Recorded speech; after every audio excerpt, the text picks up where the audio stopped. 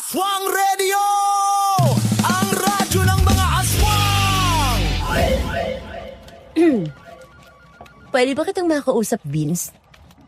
Ano yung naririnig ko sa ibang staff na may nagpupunta ritong babae at lagi kang hinahanap pagkatapos ng shift ko? Ang pakilala niya sa mga tao dito? Fiancé mo raw siya? Totoo ba yun? Mahal, hindi yun totoo, okay? Oo, may kaibigan akong babae na pumupunta rito to dine in. Pero hindi totoong fiancé ko siya. O kahit pa girlfriend o nililigawan. Alam mo namang ikaw ang gusto kong pakasalan, hindi ba? Nangako ko sa yung ikaw ang babaeng gusto kong makasama habang buhay. Kung ganun, paano mo ipaliliwanag tong isang kapares ng hikaw na nakita ko sa ilalim ng mesa mo?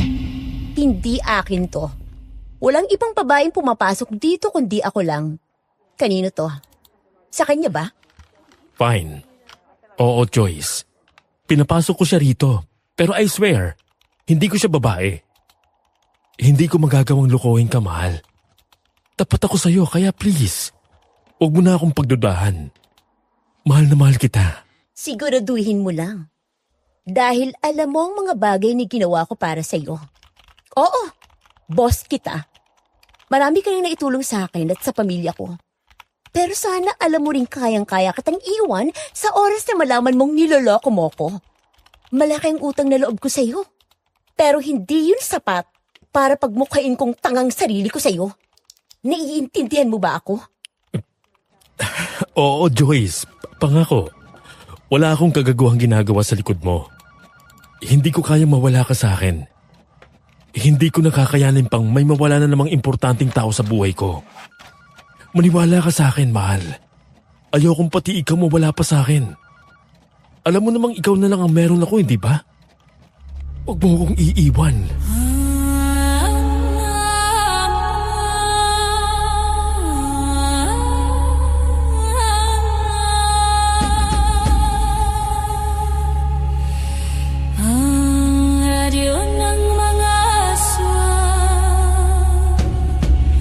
Ito ang Aswang Radio. Nakarinig na ba kayo ng kwento kung saan mabait ang aswang at hindi kumakain ng tao? Paano kung malaman mo ang taong mahal mo ay may mga bagay na tinatago sa'yo? At yun daw ay protektahan ka mula sa mga bagay na maaaring makasakit sa'yo. Patatawarin mo pa rin ba siya kapag nalaman mo na ang totoo?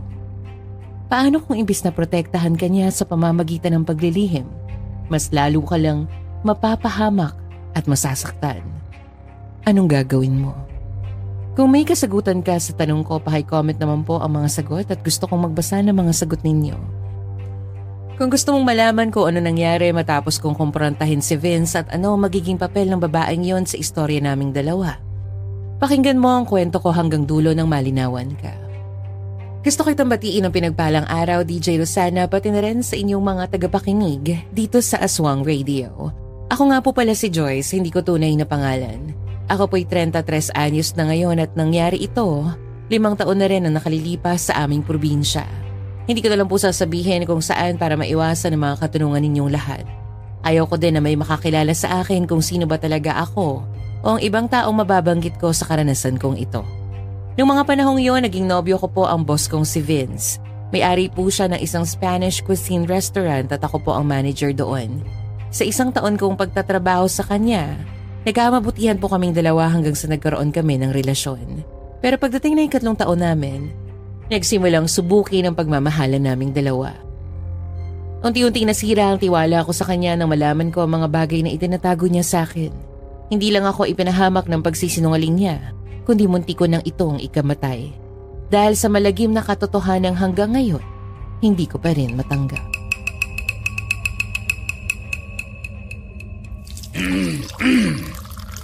Hindi yata dumadalaw si Vince itong mga nakaraang linggo. May problema ba kayong dalawa? Wala naman po pa. Busy lang talaga siya nitong mga nakaraan. Inaasikaso niyo yung itatayo niyang coffee shop kaya hindi makadalaw dito. Kapag naman may libreng oras siya, dadalaw naman yun dito. Bakit, Crisanto? Nabibis mo na ba ang nobyo ng anak mo? Hindi ba wala ka pa rin namang tiwala sa binatang yun hanggang gayon? Tinatanong ko lang naman. At oo, mas boto pa rin ako sa kababata ng anak nating si Jules kesa dun kay Vince. Pero sino ba naman ako para diktahan ang anak ko sa kung sino ang dapat niyang mahalin? Ako ay nagtatanong lang naman tungkol sa hindi niya pagpunta rito. Lalo na't nababahala rin ako dahil may nasabi ako sa kanya nung nakaraan. Baka yun ang dahilan kung bakit hindi siya bumibisita. May nasabi ka sa kanya nung nakaraan pa? Hindi ko yata alam yan. Wala rin naman siya sinasabi sa akin. Hindi naman sa nangingialam ako sa relasyon ninyo, anak. Pero noong minsan kasi, nakita kitang umiiyak nung hating gabi bago ka pumasok sa kwarto mo. Inisip ko kaagad na dahil sa kanya kaya sinabihan ko siya na kung pinapaiyak ka lang din naman niya iwalayan ka na lang para hindi ka na mahirapan pa. Ay, Diyos ko, Crisanto. Ikaw talaga'y may kagalingan di manghimasok talaga sa buhay ng anak natin, ano? Hindi ikaw ang magdidesisyon yan para kay Joyce. Sigurado naman ako kapag nahihirapan na siya, ay siya mismo ang makikipaghiwalay kay Jules para namang hindi mo kilala tong anak natin. Papa naman, hindi naman po dahil kay Vince kaya ako umiiyak noon. Oo, frustrated po ako pero hindi naman siyang dahilan. Napagod lang ako nun sa resto at may mga staff pang hindi marunong sumunod sa akin. Hindi mo naman ako masisisi kung ganito kita pinaprotektahan, anak. Ikaw ang nag-iisa naming anak ng mama mo. Babae ka pa. Siyempre, ayoko namang masaktan ka. Hindi ko naman sinasadyang makapagsalita ng ganoon. Kaya, napapaisip din ako. Baka sumama ang loob sa akin ni Vince. Hindi naman po ganun si Vince pa. Pero sige po, susubukan ko na lang din siyang kausapin tungkol dyan at sasabihin ko na lang din hindi mo kamo sinasadyang makapagsalita sa kanya. Sige anak. Mabuti pa nga. Kumusta naman po kayo dito sa bahay pa? Napapaikot niyo pa ba yung binigay kong puhunan sa inyo para sa pagbebenta ng mga merienda? Ay, oo naman, anak. Pag nga linggo'y sinasadya ko pang pumwesto ron sa labas ng simbahan habang naiiwan ang tatay mo rito sa tindahan. Bukod sa nakakapagsimba ako, ay maraming bumibili ng kakanin pagkatapos ng misa. Mabuti naman po. Sa susunod, samahan niyo na rin ng lutong ulam ang mga binibenta niyo. Magbibigay po ako ng panibagong puhunan para doon. Tapos, dugtungan na lang natin ang tindahan para sa karinderya para hindi masikip. May ipon naman po ulit ako eh. Ay talaga ba, anak? Naku, ang tagal-tagal ko rin gustong magtinda ng ulam. Salamat naman. Napakaswerte namin sa iyo ng mama mo, anak. Wala po yun. Basta kahit ano para sa inyo, ibibigay ko po. Para din naman to sa atin eh. Sa magandang buhay na pangarap natin. Hindi po perpekto ang pamilyang meron ako, DJ Rosana. At normal lang naman na magkaroon ng hindi pagkakaunawaan sa isang pamilya. Ang mahalaga ay hindi yun pinalalaki at inaayos agad. Ang pangarap ko po noon para sa kanila ay bigyan ng maginhawang buhay. Kaya ginagawa kong lahat para maibigay sa kanila ang kahit ano. Lumipas ang ilang araw at nakausap ko nga si Vince tungkol sa sinabi ni Papa sa kanya. At sabi niya wala naman daw yun. Kaya nung kinagabihan at nang makauwi kami mula sa trabaho, dumalaw siya sa bahay. Pagkatapos kumain, nagkayaan silang mag-inuman ni Papa. Nasa likod kami ng bahay noon. Medyo mahina ang tanglaw ng ilaw, pero sapat lang para magkakitaan kami. Sa likod ng bahay namin ay kakahuyan. Medyo malapit kasi kami sa bundok kaya naman malamig din dahil sa mga nagtataas ang mga puno. Iniiwasan ko nilang tumingin sa may bandang likuran ko dahil ang sabi ng mga kapitbahay, may nakikita raw sila roon. Ang iba, kapre daw ang nakikita sa likod ng malalaking puno ng mangga at may dilaw na mata. Yung iba naman, babaeng nakaputi at palutang-lutang. Hindi sumasayad ang paa sa lupa. Mahaba ang buhok na nakatakip sa kanyang muka Sa tuwing maaalala ko ang mga kwentong yun, hindi ko maiwasang matakot. Pasensya ka na uli sa nasabi ko sa'yo, Vince. Ay, hindi naman masama ang intensyon ko nung sabihin ko sa'yo yun. Ayaw ko lang talagang nasasaktan ang unikaiya ko. Wala na po sa akin yung tito. Hindi ko naman po minasama at alam kong mahal na mahal niyo lang po talaga ang anak yung si Joyce. Ganon din po ako. Mahal ko siya. Kaya hindi ko magagawang saktan siya. Mabuti na yung nagkakalinawan tayong dalawa. Huwag mo ring susubukang lukuhin siya. Dahil sa oras na malaman kong niloloko mong anak ko, baka hindi ko matansya kung anong magagawa ko sa'yo. Ikaw ang unang lalaking pinakilala niya sa akin. Kaya sana naman ay matuwa ka sa bagay na yun. At hindi ka na magtangkang saktan ng anak ko. Alam ko po, hindi po ako gagawa ng kahit anong bagay na maaaring makasakit dito kay Joyce. Hindi ko po kayang gawin yun sa kanya. Tigilan niyo na nga ang pag-uusap sa akin dalawa at nandito ako. Para namang hindi ko kayo naririnig. Abay, ano naman kung nandyan ka? Sino nga bang nagsabing humarap ka sa amin rito? Dinuduga mo na naman kami sa tagay. At hindi ka gaano umiinom. Alam niyo namang hindi ako masyadong umiinom pa. Si Vince din. Hindi niya pwedeng malasing masyado. Pagmamaneho pa siya pauwi at may meeting pa siya bukas. Kailangan niyang gumising ng maaga. Nung nakaraang nag-inuman kayo, hindi na siya nakabangon kinabukasan at lupaypay. Ay, mahina siya kung gano'n. Aba't minsan lang naman kami mag-inom. Pinanghihigpitan mo pa. O, tingnan mo nga ang nanay mo, pinapabayaan lang ako. Kasi kapag ako, pinagbawalan niya. Nako, halaga namang maghahalo ang... Maghahalo ang Crisanto. Mayos eh. ka, naririnig ko rin ang mga sinasabi mo, ha? Maghihiwalay talaga ang puti sa dikolor. Ikaw naman, Santina, hayaan mo na kasi kung tapusin ang sinasabi ko, Nagre-react ka naman kaagad kasi. Ay, mabuti nang nagkakalinawan tayo rito. Hindi ba, Vince? Opo. Opo, tita. Tama po. Oh, Fluffy, bakit lumabas ka ng kwarto natin? Aba, bakit titig na titig ka kay Vince, ha? Joyce, pakilayo sa akin ang pusa. Ay, bakit naman? Mukhang gusto niya ngang magpabuhat sa'yo, oh. Dinitingnan ka. Alam mo namang ayaw ko sa mga pusa, di ba? Hindi ako mahilig sa mga hayop. Ay! Fluffy! Huwag mong kalimutin si Vince. Ay, nako. Ilayo mo na, Joyce. Ilayo mo na. Bakit pa nakalabas yan? Bakit biglang nagkakaganyan si Flappy? Ay, hindi naman agresibo ang pusang yan, ha? Anong nangyayari? Hindi ko nga alam, eh.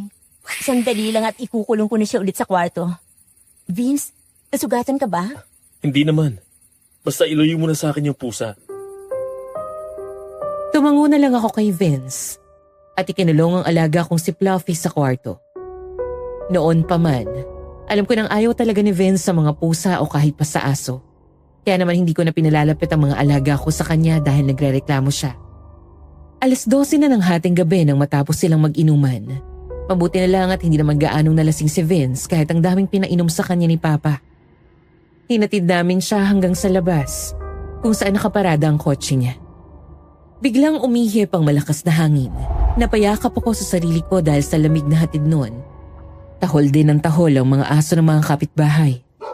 Na para bang hindi pa rin sila sanay na nakikita si Vince sa lugar namin kahit ilang taon na siyang bumibisita. Maraming salamat po, Tita Santina. Pakisabi na lang din po kay Tito. Nakatulog na din po kasi doon sa bangko. Mag-iingat ka sa pagmamaneho, Vince, ha? Ay, sigurado ka ba ang kaya mo pa? Pwede namang dito ka na matulog. Hindi na po, nakakaya naman. Bibisita na lang po ulit ako kapag may libre na ulit akong oras. O siya, sige. Salamat, ha? Mag-iingat ka, Vince. Mag-text ka sa akin kung nakauwi ka na, ha? Magkita na lang ulit tayo bukas sa trabaho. Magdahan-dahan ka sa pagmamaneho. Yes, madam. Dito na po ako, tita. Salamat po ulit. Hinintay kong mawala sa paningin ko ang sasakyan ni Vince bago ako pumasok sa loob ng bahay kasunod ni Mama. Antok na antok akong pumasok sa kwarto. Hindi ko na sinindihan ang ilaw at diretso na akong humiga sa kama. Pero 30 minutos na ang lumipas, hindi pa rin ako nakatulog. Alulong pa rin ang alulong mga aso sa labas na para bang meron silang nakikita. Tinakpan ko na ang tenga ko pero dinig na dinig ko pa rin na nakabubulaho nilang ingay. Hanggang sa di na ako nakatiis, bumangon ako at sinubukang sumilip sa bintana ko. Ang aso sa tapat sa direksyon ng bahay namin nakatingin lahat. Agad na nagsalubong ang kilay ko. Kung ano bang nakikita nila sa labas ng bahay namin. Iisang direksyon lang ang tinitingnan nila. At yun at sa tapat pa halos ng kwarto ko. Halos maduwal naman ako sa amoy na sumama sa hangin nang bigla yung umihip. Amoy patay na hayop at nakakasuka. Humahalo rin doon ang kakaibang panghi at panis. Hindi ko na alam kung saan maaaring manggaling ang amoy na yon. Maya-maya pa isang impit na iyak mula sa pusa kong si Fluffy ang narinig ko. At nagtaka ko kung bakit tila galing din yun sa labas. Fluffy? Fluffy, ikaw ba yan? Teka nga. Nilagay kita rito sa kwarto ko Bubuksan ko nga muna ang ilaw sandali. Fluffy! Bakit wala ka rito sa kwarto? Nakalabas ka na naman ba? Teka, ano to? Bakit may itim na baka sa sahig ko? Saan galing to? Hindi naman maputik ang paa ko Ay, Diyos ko! Ang pusa ko! Hindi na ako nagdadalawang isip na lumabas nang marinig ko ang malakas na iyak ng pusa ko mula sa gilid ng kwarto. At ang tuluyan akong makalapit kung saan nagagaling ang iyak at kung saan nakatingin ang mga umaalulong na aso, doon na ako tuluyang nagimbal sa nakita ng dalawang mga mata ko. Ang pusa ko pong si Fluffy. Naabutan ko naghihingalo na habang may sumisirit pang dugo mula sa leeg niyang may 2 kagat. Awang-awa ako sa nakita kong itsura niya. Ang dating mataba niyang katawan, pumayat dahil ang laman loob niya ay lumuwa na. Fluffy! Ay, Diyos ko po! Sinong gumawa nito sa'yo? Ang alaga ko! Joyce, ano nangyayari sa'yo dyan, anak? Ay, umaano ka pa sa naman? Fluffy! Ay, bakit nagkaganyan ang pusa mo? Hindi ko po alam, Basta narinig ko na lang siyang umiiyak. Tapos paglabas ko, ganito na siya naabutan. Ano bang ingay-ingay niyong mag-ina dyan, ha? At ang gabi na't sumisigaw pa kayo. Papa, ang pusa ko. Ang pusang gala? Sino gagawa niya sa pusa mo? Ay, ba't kinagat ba yan ng aso? Hindi ko rin po sigurado. Tila nawala ang lasing ni Papa nang makita ang itsura ng alaga kong pusa, DJ Rosana. Napamulagat siya ng mata at naisukan niya pa halos lahat ng nainom at pinulutan niya. Hindi siya makapaniwala sa nakita at ganon din po kami ni Mama. Halos hindi ako matigil sa pag-iyak dahil sa nangyari. Wala na po ako nagawa ng mga oras na yon. Si Papa nandidiri naman ay binalot niya sa tela ang pusa ko at naghukay para ilibing na ito agad. Ilang araw pong lumipas, masakit man po ang nangyari, tinanggap ko na lang. Hindi ko na rin po nalaman kung sinong maaaring gumawa noon sa pusa kong si Fluffy. Mahirap na po kasing sabihin kinagat ng aso dahil nakita ko namang nasa kabilang daan lang ang mga umaalong na aso at walang ni isa man ang lumapit sa bahay namin. Kung ano mang uri ng nilalang ang gumawa, hindi ko na po alam. Sa trabaho, wala si Vince tong araw na yon at pinuntahan ang pinatatayo niyang kapehan. Habang abala ko sa pag-manage sa mga staff, isang matangkad at malingkinitang babae ang pumasok. Nakasuot siya ng kulay pulang bestida. Hapit na hapit sa kanya at halos iluwa na ang malulusog niyang dibdib. Hindi ko mawari kung maputi ba siya o maputla. Maganda siya. Pero mukhang mataray at gagawa ng eskandalo anumang oras. Biglang lumapit sa akin ang isang staff at may binulong. Yun daw ang babaeng nagpakilalang fiancé ni Vince sa kanila. Sigurado ka yan, Ella, ha? Baka mamaya nagkakamali ka. Excuse me? Nandito ba si Vince? Hindi niya kasi sinasagot ang tawag ko. Wala po siya ngayon dito, ma'am. Ano po bang kailangan niyo sa kanya? Kasi hindi siya sumipot sa dinner namin kagabi with my family. We've been planning our wedding. Tapos ang hirap niya kontakin this past few days. Ang sabi naman ni Manang Sally, lagi siya umaalis at maraming inaasikaso. Kaya dito ka na siya sinadya. Wedding? Pasensya ka na kung tinatanong ko to, pero ano ka ba niya? I'm his fiancé. Heto engagement ring. Baka kasi hindi ka maniwala. I'm Fridel, by the way. And you are? I'm Joyce. Nakita ko ang singsing sa daliri niya. Kahit nanggigigil ako at parang gusto kong hablutin ang buhok niya, pinananatili kong kalmado ang aking sarili. Kailangan kong panatilihing maging profesional sa aking trabaho. Kahit naapakan ng pagkatao ko't silang-sira na ang damdamin ko sa mga bagay na naririnig ko mula sa babaeng nagpakilalang Fridel. Oh, Joyce. Ikaw siguro yung manager dito. Anyway, can you tell Vince na kailangan ko siya makausap? Urgent. And where exactly is he? Sinabi mo wala siya rito. Wala siya. Inaasikaso niyang pinapatayo niyang coffee shop.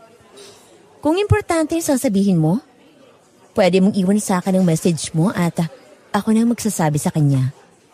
Coffee shop? Yes, ma'am. Nagtatayo siya ng branch sa malapit sa sentro. Hindi mo alam? Oo. Ang dami kasi niya negosyo. Minsan, hindi ko na alam lahat. O, nakakalimutan ko na. Nasaan yung coffee shop na yan para mapuntahan ko na lang? Nagmamadali kasi ako. Sa may kanto lang. Malapit sa lumang munisipyo. May nakita ka pang bagong construction doon? Pwede mong tanungin ng mga trabador doon. Okay. Salamat, Joyce. I'm sorry for the inconvenience, pero salamat sa info. Pagkaalis niya, doon ako nakaramdam ng matinding galit. Kung anong composure ang pinilit kong panatilihin habang kausap ko siya, naglaho na lang na parang bula. Hindi ko naman alam kung anong mararamdaman ko, basta galit na galit ako noon kay Vince. Pero hindi ko hinayaan ang sarili kong umiyak sa harap ng ibang tao habang todo ang pag-alo nila sa akin. Dali-dali ako umalis sa restaurant. Hindi na ako nagpaalam pa sa mga staff. Ang tumatakbo lang sa isip ko noon ay ang pumunta sa bahay ni Vince. Kailangan ko siyang makausap at kumprontahin tungkol kay Fridel. Ni minsan naman hindi ko naramdaman na may iba pala siyang babae. Hindi ko maiwasang isipin na baka ako ang kabit niya. Dahil doon siya kay Fridel nangako ng kasal at totoong may singsing siya. Pagdating ko sa bahay niya, huminga muna ako ng malalim bago bumaba ng kotse. Ang bahay ni Vince ay hindi lang maganda kundi napakaganda.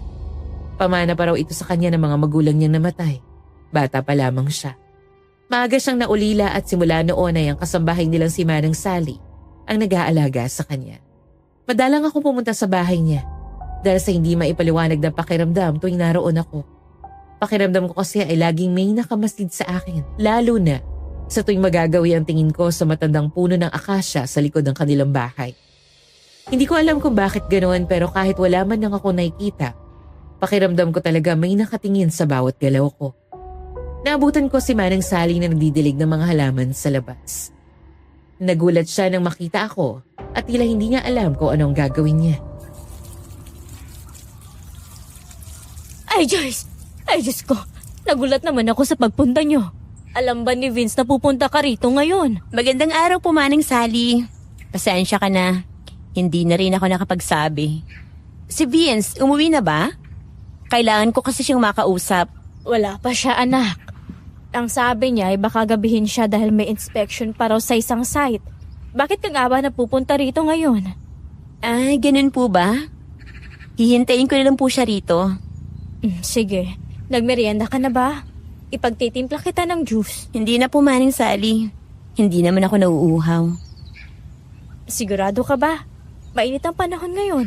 At saka mukhang galing ka pa sa trabaho. Huwag na po, Manang. Aakyat muna ako sa kwarto ni Vince. Doon na lang po ako maghihintay. Pag dumating na siya, pakisabi na lang po na umakyat kaagad at naghihintay ako. Magpapahinga rin po muna ako doon. Sige, komportable ka naman sa kwarto niya, di ba? Wala ka ba talagang gusto para hindi na kita maabala mamaya? Wala po. Aakyat na po ako. Naiwan ko muna kayo. Sige, ikaw ang bahala.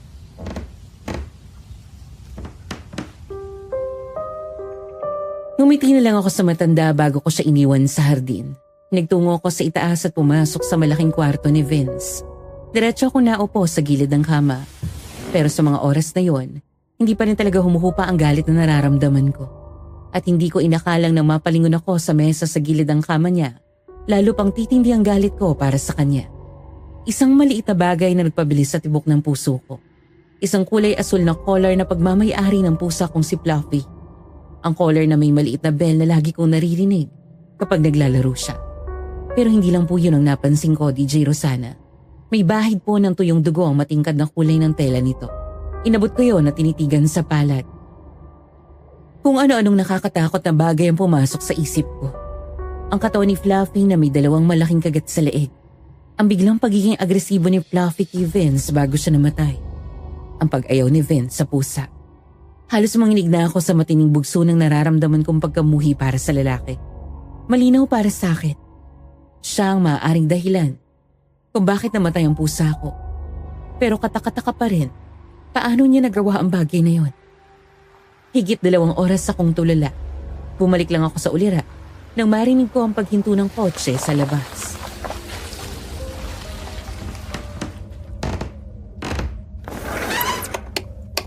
Mahal, bakit hindi ka nag-text na pupunta ka pala? Talagang hindi ako nagsabi sa'yo at sinadya kong pumunta rito. Eto, Vince. Ano to? Paano mo ipaliliwanag sa akin kung bakit nandito sa'yo to? Joyce, ano ba yan? Ang sabi ni Manang... Sagutin mo ako, Vince. Ano to? Bakit nasa iyo ang bagay na to, ha? Ano ba yan, mahal? Ano ba yung hawak mo? Hindi ko makita ng maayos. Huwag ka nang magpanggap. Alam mo kung ano to. Color to ni Fluffy. Ang pusa ko. Bakit to nandito sa iyo, ha? Bakit? Sagutin mo ko. At bakit may dugo? Anong? Bakit may dugo? Teka. Sa pusa mo ba talaga yan? Hindi ako tanga para basta nalang gumawa ng mga bagay-bagay. Binili ko pa to sa Divisoria. Ikaw ba ang pumatay sa kanya? Magtapat ka, Vince! Joyce, makinig ka. Hindi ako. Hindi ko alam paano napunta yan dyan. Wala akong kinalaman sa pagkamatay ng pusa mo. Hindi ko alam na namatay na pala siya. Hindi mo naman sinabi sa akin. Hindi mo alam? Pero bakit nandito to, Vince? Alam ko rin namang ayaw mo sa kanya eh. At alam ko rin galit na galit ang pusa ko sa iyo noon. Yun bang dahilan kung bakit mo siya pinatay? Grabe! Wala kang awa! Joyce, hindi ako ang pumatay. Nagsasabi ako ng totoo. Hindi ko alam paano nangyari na napunta rito yan. Alam mo namang ayoko sa pusa pero hindi ko kayang gawin ang ganyang bagay. Paano mo nasabi na akong gumawa? Bakit mo ba ako pinagdududahan? Dahil nga nasa iyo to. Kaya ko nasasabing ikaw ang may kasalanan. Hindi ko talaga alam kung paano yan napunta rito at hindi ko rin alam kung sinong naglagay niyan. Joyce, please, maniwala ka sa akin. Kung hindi ikaw, sino? Hindi ko alam. Kung may naglagay man yan dyan, sigurado akong may gustong manira sa ating dalawa. Kaya please naman maniwala ka naman sa akin, mahal. At hindi lang ito ang kailangan mong ipaliwanag sa akin. Sino si Fridel, ha? Ano si Fridel sa buhay mo? Sinong nauna? Ako ba o siya? Vince! Ginawa mo ba akong kabit? Pinagsasabay mo kaming dalawa! Hindi akong pumatay sa pusa mo, Joyce. At lalong hindi ko babae si Fridel. Pinagsasabay? Ginawa kitang gabit? Bakit mo naman naisip yan? Mahal, hindi totoo yan. Wala akong iba at ikaw lang ang gusto kong pakasalan. Alam mo naman yun, di ba? Huwag ka nang magsinungaling, Vince. Nakita ko ang singsing niya. Engagement ring daw yun, Vince. Bakit? Anong ginawa kong mali sa'yo para gawin mo sa akin to? Hindi ko kayang gawin yan sa'yo, mahal. Hindi kita magagawang lokohin. Si Fridel, kaibigan ko lang siya. Wala kaming relasyon. Wala siyang karapatang magpakilala bilang fiancé ko. Kaibigan? Nagpaplano na raw kayo ng kasal. Ayan kinakagat mo na naman ang labi mo. Ibig sabihin, nagsisinungaling ka. Ganyan ka sa tuwing magsisinungaling ka. Dahil kilalang kilala kita. Hindi ka nagsasabi ng totoo, Vince. Kahit anong sabihin mo, hindi na ako naniniwala sa'yo! Joyce, maniwala ka sa akin, please. Kailangan mo akong pakinggan. May dahilan ng lahat. Hindi ko pa pwedeng sabihin sa'yo, pero ginawa ko rin to para sa'yo. Para sa atin. Hindi ko intensyon na saktan ka, hindi ko sinasadyang mga bagay na nalalaman mo. Hindi ka dapat madamay sa kahit na ano tungkol sa nakaraan ko. Para sa akin, pinagmumukha mo kong tanga. Hindi ko kailangan ng kasinungalingan mo, Vince. Ang kailangan ko lang ay magsabi ka ng totoo sa akin. Kahit gaano pa kasakit yan. Pero wala kang maibigay kundi pagsisinungaling. Joyce, hindi ako nagsisinungaling. Proteksyon ang ginagawa ko. Ayoko madamay ka sa gulong di mo dapat malaman. Ito ang pinakamainam na paraan para protektahan kita. Protektahan? Naglolokohan ba tayo, Vince? Kung pinoprotektahan mo ko, bakit ako nasasaktan ngayon? Wala akong ibang maramdaman kundi galit at sakit. Sandiyan ang proteksyon, ha? Joyce, wag mo akong iiwan. Hindi ko kakayanin. Huwag mong sirain ang relasyon natin dahil lang sa maling akala. Pakiusap, pakinggan mo ko. Tapos na tayo, Vince. Huwag ka nang magpaliwanag. Wala na akong pakialam sa mga sasabihin mo. Ayoko na! Hindi ko na kaya! Nakikipaghiwalay na ako sa'yo. At bukas, magra-resign na ako sa trabaho. Ayoko na makita pang pagmumukha mo! Joyce, wag! Wag mo akong iiwan, please, mahal! Ikaw na lang ang meron ako. Gagawin kong lahat. Lahat ng gusto mo, basta wag mo lang akong iiwan. Hindi mo na kailangan pang mag-abala. Wag mo na akong kakausapin. Wala ka nang babalikan pa! Iyak siya ng iyak sa harapan ko. Pero wala na ako ibang nararamdaman sa kanya kundi pagkasuklam. Ang dating matapang at may kalkuladong galaw na si Vince ay lumuhod at umiyak sa harap ko. Pero hindi ko na siya kinaya pang tingnan. Tila bato na ang puso ko at wala na akong maramdaman kundi galit at pagkamuhi. Tinalikuran ko siya at padabog na binuksan ang pinto. Nagmamakaawa siyang wag akong umalis, pero buo na ang loob ko. Paglabas ko ng kwarto niya, nandun na si Manang Sally na halatang nakikinig sa pinag-aaway namin ng alaga niya. Joyce! Sandali! Huwag mo siyang iwan! Huwag mong iwan si Vince! Nakikiusap ako! May dahilan ang lahat ng ginagawa ni Vince! Hindi totoo ang mga nalaman mo! Wala na akong pakialam, Manang. Huwag na kayo manghimasok sa naging problema naming dalawa.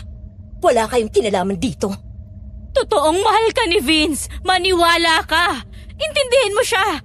Please, kailangan ka niya, Joyce! Hindi ko kailangan ng tulad niya.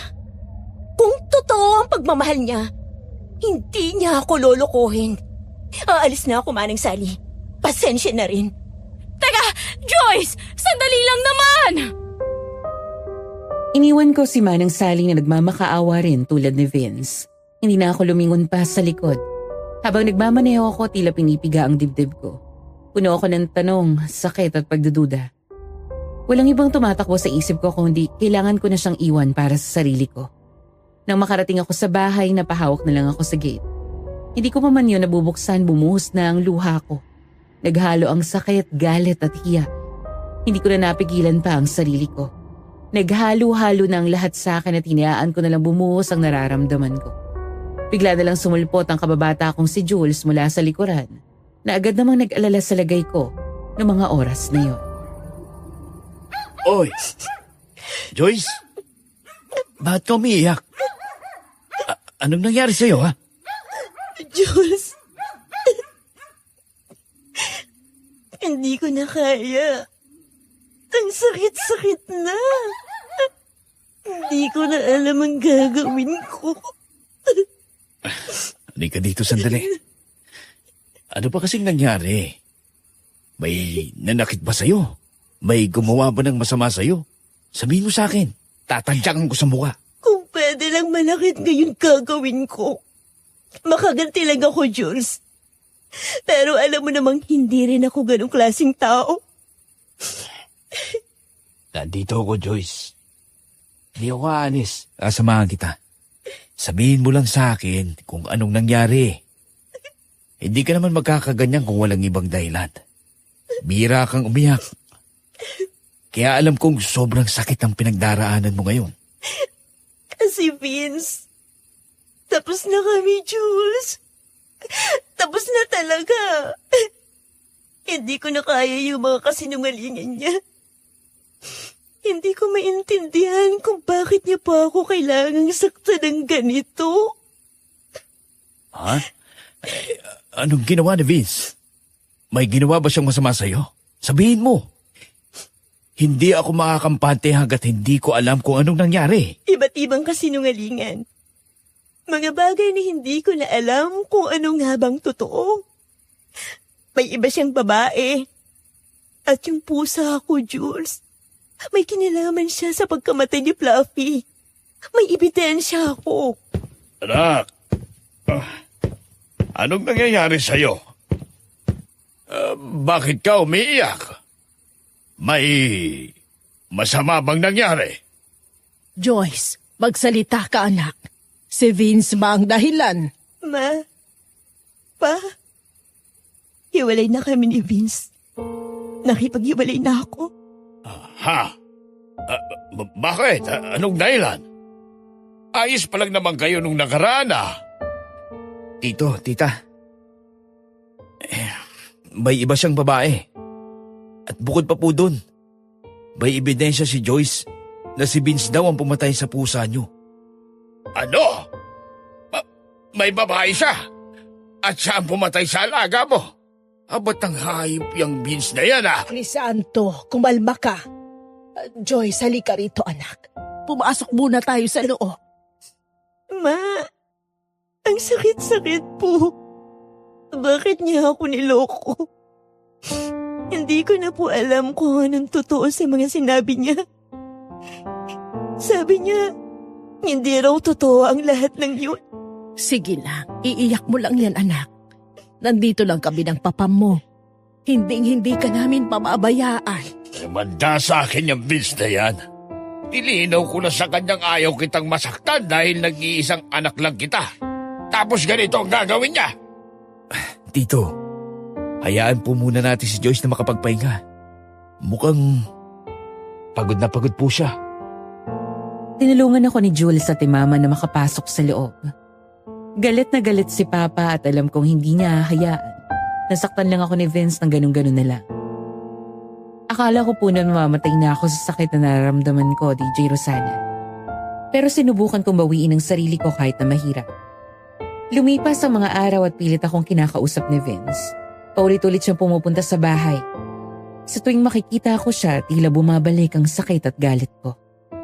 Halos bato na ang pakiramdam ko sa kanya at sinigurado kong wala siyang anumang kontak sa akin.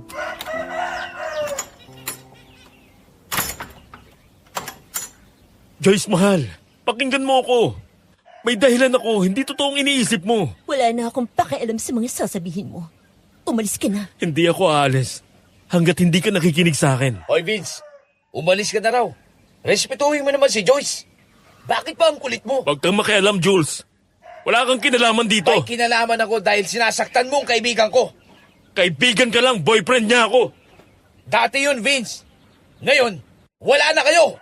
Joyce, please. Huwag mo kong iwan. Tama na yan, Vince. Umalis ka na. Tita, tulungan niyo naman po ako. Hindi ko kayang mawala si Joyce. Umalis ka na, Vince. Kung hindi ka pa titigil, ipapapulis kita. Huwag ka nang magpakita pa sa anak ko. Muntik na silang magpang-abot ni Jules kung hindi lang inawat ni Mama. Sa huli umalis si Vince na humahagulgol pero wala akong ibang nararamdaman kundi galit at pagkasuklam. Sinunod ko ang sinabi ko at nag-resign din ako sa trabaho. Ang lahat ng kontak ko sa kanya ay binlock ko at pinilit kong burahin siya sa buhay ko. Lumipas ang 1 buwan, hindi na naman siya nangulit. Pero hindi rin naman lingid sa kaalaman ko na minsan pinagmamasdan niya ako sa malayo. Binabaliwala ko na lang siya. Pinilit ko maging maayos. Nag-focus ako sa negosyo namin ni Mama at Papa. Ang puhunan na binigay ko ay ginamit namin para maging karinderya ang maliit na tindahan. Lagi rin nasa tabi ko si Jules para pagaanin ang loob ko. At paunti-unti, makabawi naman ako. Joyce, subukan mo nga itong sinigang. Tikman mo kung okay na ang lasa. Ma, perfect na to. Ang sarap mo talagang magluto. Tita, pwede ka na nga maging head chef sa sarap ng luto mo eh. Naku, Diyos. Ikaw talaga'y mapagbiro. Totoo naman po sinasabi ko, tita. Ang ganda-ganda na nga nitong karinderyan ninyo. Sigurado kung kikita tayo rito dahil subok na naman ng mga taong luto ninyo. Salamat sa tulong mo, Jules, nung ginagawa pa lang to. Malaking tulong ka sa amin. Para sa'yo, Joyce, gagawin ko lahat. Kasi kaibigan kita. Masaya ako na unti-unti ka nang nakakangiti at nakakabawi na uli. Habang abala kami sa pag-aayos ng mga paninda, biglang may humintong pulang kotse sa tapat ng karinderya. Bumaba ang dalawang mag-asawa. Ang babae matangkad at balingkinitan. May kakaiba siyang tindig na tila maotoridad at ang mukha niya ay tila hindi magpapasinda kahit kanino. Ang lalaki matapang ang dating at matikas. Halata agad sa dating nilang may sinasabi sila sa buhay. May kakaibang oras silang dala na nagpapakilabot sa akin. Lalo na nang umiti ang babae. Hindi ko sila kilala, pero may kakaiba sa paraan ng pagpukol ng tingin nila sa akin. Magandang tanghali. Kayo bang may-ari ng karinderyang to? Opo, ako po si Joyce. Ano pong kailangan ninyo? Ako si Abelia. At ito naman ang asawa ko, si Silvestre. Magandang tanghali. Magandang tanghali din po sa inyo. Naparito kami para magtanong. May nakapagsabi-sabing masarap daw kasi ang mga niluluto nyo rito. Kaya nyo bang magluto ng 50 orders ng ulam araw-araw? Pati na rin ang merienda? 50 order po? Sa isang araw? Oo, para sa mga trabahador naming mga magsasaka. Ay, nako. Opo, ma'am. Kaya po namin gawin yan. Kailan nyo na po ba kailangan? Simula sana bukas. At kung magiging maganda ang serbisyo ninyo, tuloy-tuloy na ang kontrata. Magkano bang singil ninyo? Teka ma, makakaya ba natin yun? Parang napakadami namin yata. Ay, sus anak. Kaya natin yan. Malaking biyaya yan sa atin. Ma'am, pwede natin pag-usapan ang presyo. Magbigay na lang po kayo ng listahan ng mga gusto nyong ipaluto sa bawat araw. At titiyakin po namin sulit ang bawat sentimo nyo. Magaling. Pabuti naman at hindi kayo tumanggi. Ilang karinderya na ang inalok namin. Pero umayaw sila at hindi raw nila kaya ang mga ganong karaming lutuin araw-araw. Dahil nakakapagod daw. Mga taong halata mo agad na walang tiyaga sa buhay. Kung ganun po, pwede po ba naming malaman kung saan i-deliver ang mga order ninyo? Hindi na kailangan. May mga tauhan kaming sasadya para kunin dito ang mga pagkain. Kaya ba ninyong simulan bukas? Ay, opo. Sisiguraduhin po namin makakarating sa inyo ang masasarap na ulam. Kung ganon, aalis na kami. Salamat, Joyce. Aasahan namin ang maganda ninyong serbisyo. Camelia, alika na. Baka naghihintay ng anak natin sa atin at ang mapapangasawa niya. Kailangang matutong maghintay ng anak natin, Silvestre. Nagkatinginan na lang kami ni Jules. May kakaibang kaba akong nararamdaman. Pero masaya naman si Mama dahil sa malaking order. Ipinagsawalang bahala ko na lang po ang duda sa akin at natuwa na lang para sa mga magulang. Maghapon naging nakakapagod ang araw para sa amin dahil sa pag-aasikaso sa mga kumakain sa amin. Gabi na noon, mga bandang 10:00, nag-iisa na lang ako sa labas para tapusin ang paglilinis at pagsasara. Habang abala ako sa pagpupunas ng mesa, biglang umalulong ang mga aso sa di kalayuan. Tulad kung paano sila umalulong nung gabing namatay ang pusa ko. Bigla akong kinabahan. Nagmadali akong tapusin ang ginagawa pero bago ko pa man maibaba ang harang ng tindahan, naramdaman kong may malamig na kamay ang humawak sa braso ko. Mabilis akong lumingon sa likod pero wala akong nakita. Nag-iisa lang ako. Ang mga aso'y patuloy pa rin sa pag-alulong. Nagsimulang lumamig ang paligid at parang may kung anong naglalaro sa akin. Bigla ring tumaas ang mga buhok ko at mabilis ding bumaba na tila may humila. Tapos may bumulong sa tenga ko na hindi ko maintindihan. Pero sigurado akong nakakatakot ang boses niya galing sa ilalim ng lupa. Halos hindi ako makahinga sa matinding takot.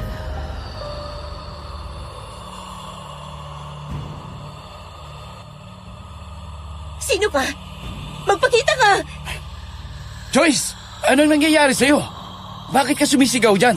Jules, may nanggugulo sa akin. May humawak sa akin. Ha? Wala namang tao rito ah. Baka guni-guni mo lang yun. Sige na, tapusin na natin yung ginagawa mo para makapasok ka na. Teka Joyce, anong nangyari sa braso mo? Bakit ang itim? Ha? Ano to? Sinong humawak sa'yo? Wala akong nakita. Pero naramdaman ko. Paglingon ko wala na. Tara na, maghugas ka na muna. Ako na magsasara nitong tindahan.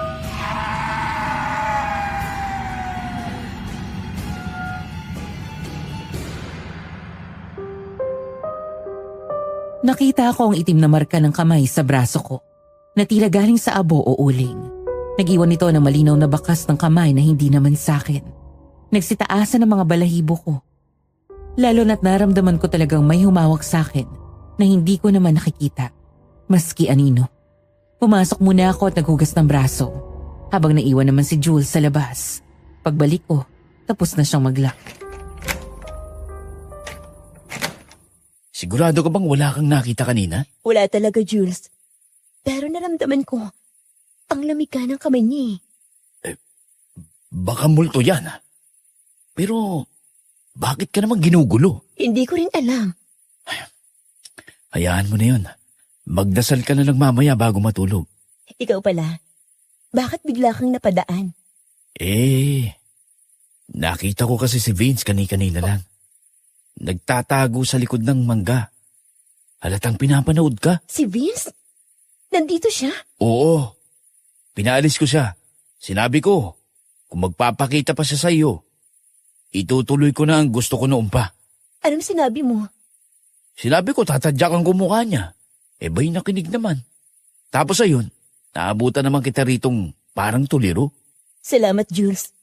Hindi ko na alam ang gagawin ko kung nandito siya. Ayos lang yun, Joyce. Wala kang dapat na ipagpasalamat sa akin. Sa mga oras na yon, hindi ko maiwasang pagtagpi-tagpiin ang mga bagay na nangyayari sa akin. Kung sinasabi ni Jules na nanonood sa akin si Vince mula sa malayo at biglang may nagpaparamdam sa akin nung gabing yon, tila konektado pa rin nung gabing may pumatay sa pusa ko. Kaalis lang din ni Vince noon at may pumatay kay Fluffy na hindi ko man lang din nakita. Laging nakadikit ang mga pangyayari sa dati kong nobyo. At ang iniisip ko, yun ang halos nagdala ng panibagong kilabot sa akin. Maganda ang naging takbo ng mga araw para sa amin hanggang sa lumipas ang isang buwan. Maraming kumakain at tuloy-tuloy ang pagiging maayos ko. Akala ko wala ng problema. Hanggang sa dumating ang isang araw na hindi ko lubos inaasahan. Huminto ang kulay pulang SUV sa harap ng karinderya na alam ko namang pagmamay-ari ng mag-asawang sina Sir Silvestre at Madam Amelia. Ang mga suki naming nagpapakain para sa mga trabahador nila. Hindi na ako nakapag-react na bumagsak ang pinto at bumaba ang mag-asawa. Biglang tumahimik ang paligid. Dahil sa lakas ng presensya nila, lalo na't mukha silang galit na galit.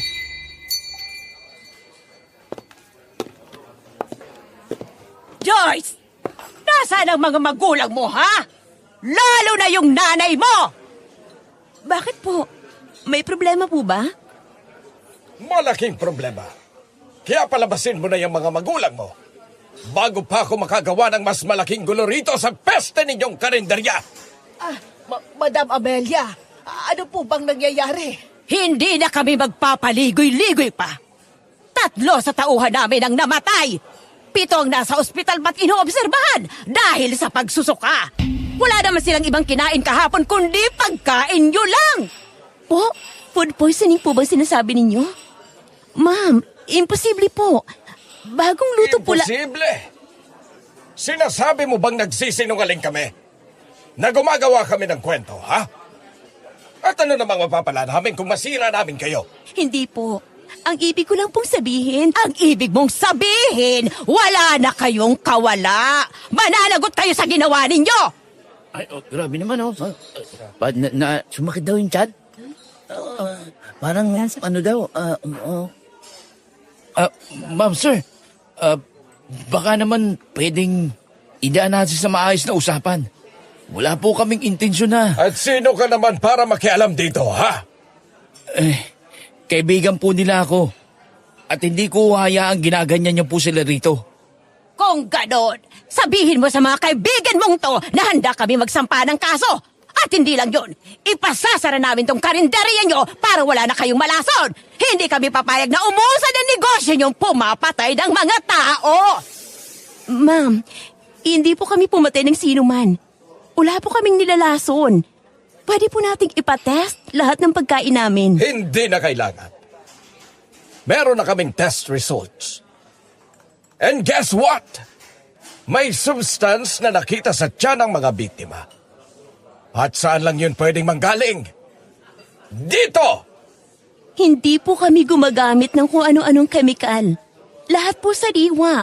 Lahat po malinis. Malinis! Sabihin mo yan sa mga bangkay. Sabihin mo rin sa pamilya nila na malinis ang konsensya nyo habang sila nagluluksa. Hindi po namin magagawa yan. Kahit kailan hindi namin binalak gawa ng masama ang kahit sinong kumain dito. Well, ngayon, haharap na kayo sa legal action. At Joyce, makinig kang mabuti. Kung sa tingin mo, makakapagtago kayo, nagkakamali ka. Hindi po kami magtatago. Mabuti. Dahil babalikan namin kayo.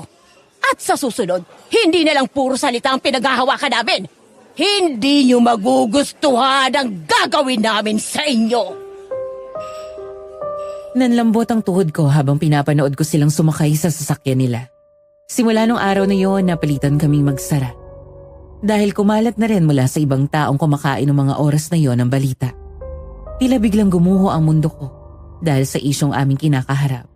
Mas masakit pa yata yon sa katotohanang niloko ko ni Vince. Naghintay kami ng darating na pulis o abogado, pero walang dumating kahit isa.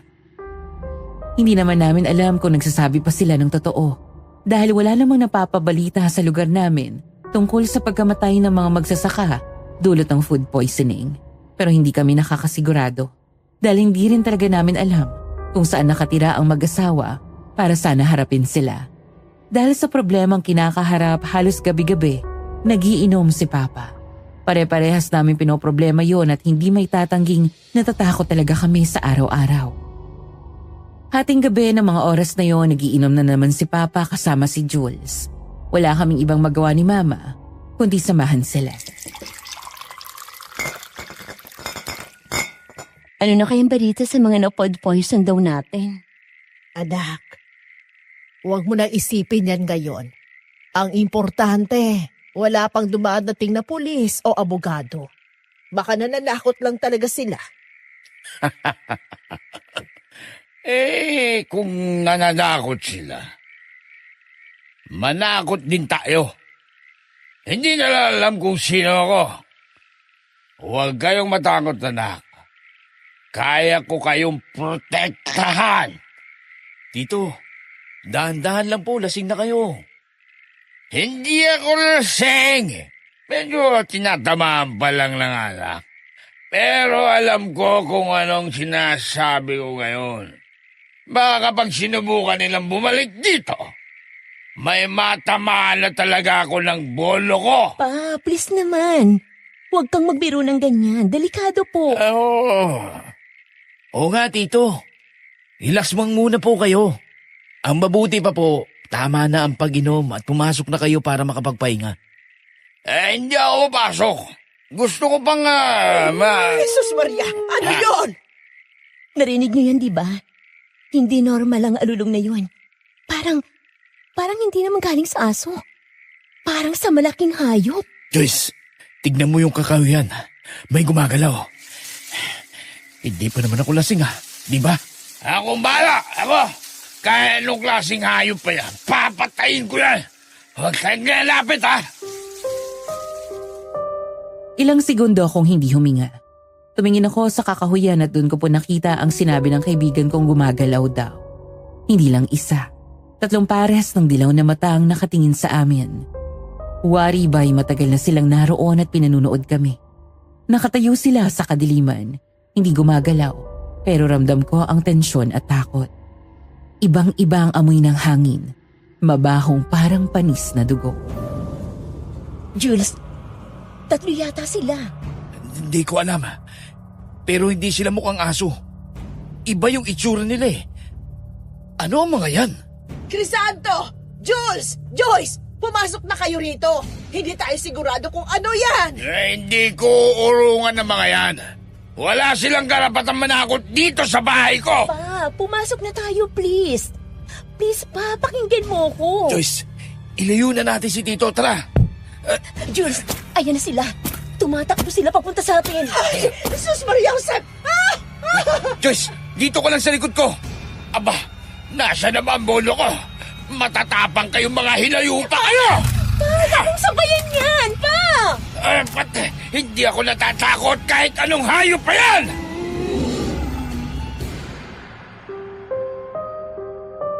Muntik na siyang salubungin ng isa sa naglalakihang hayop.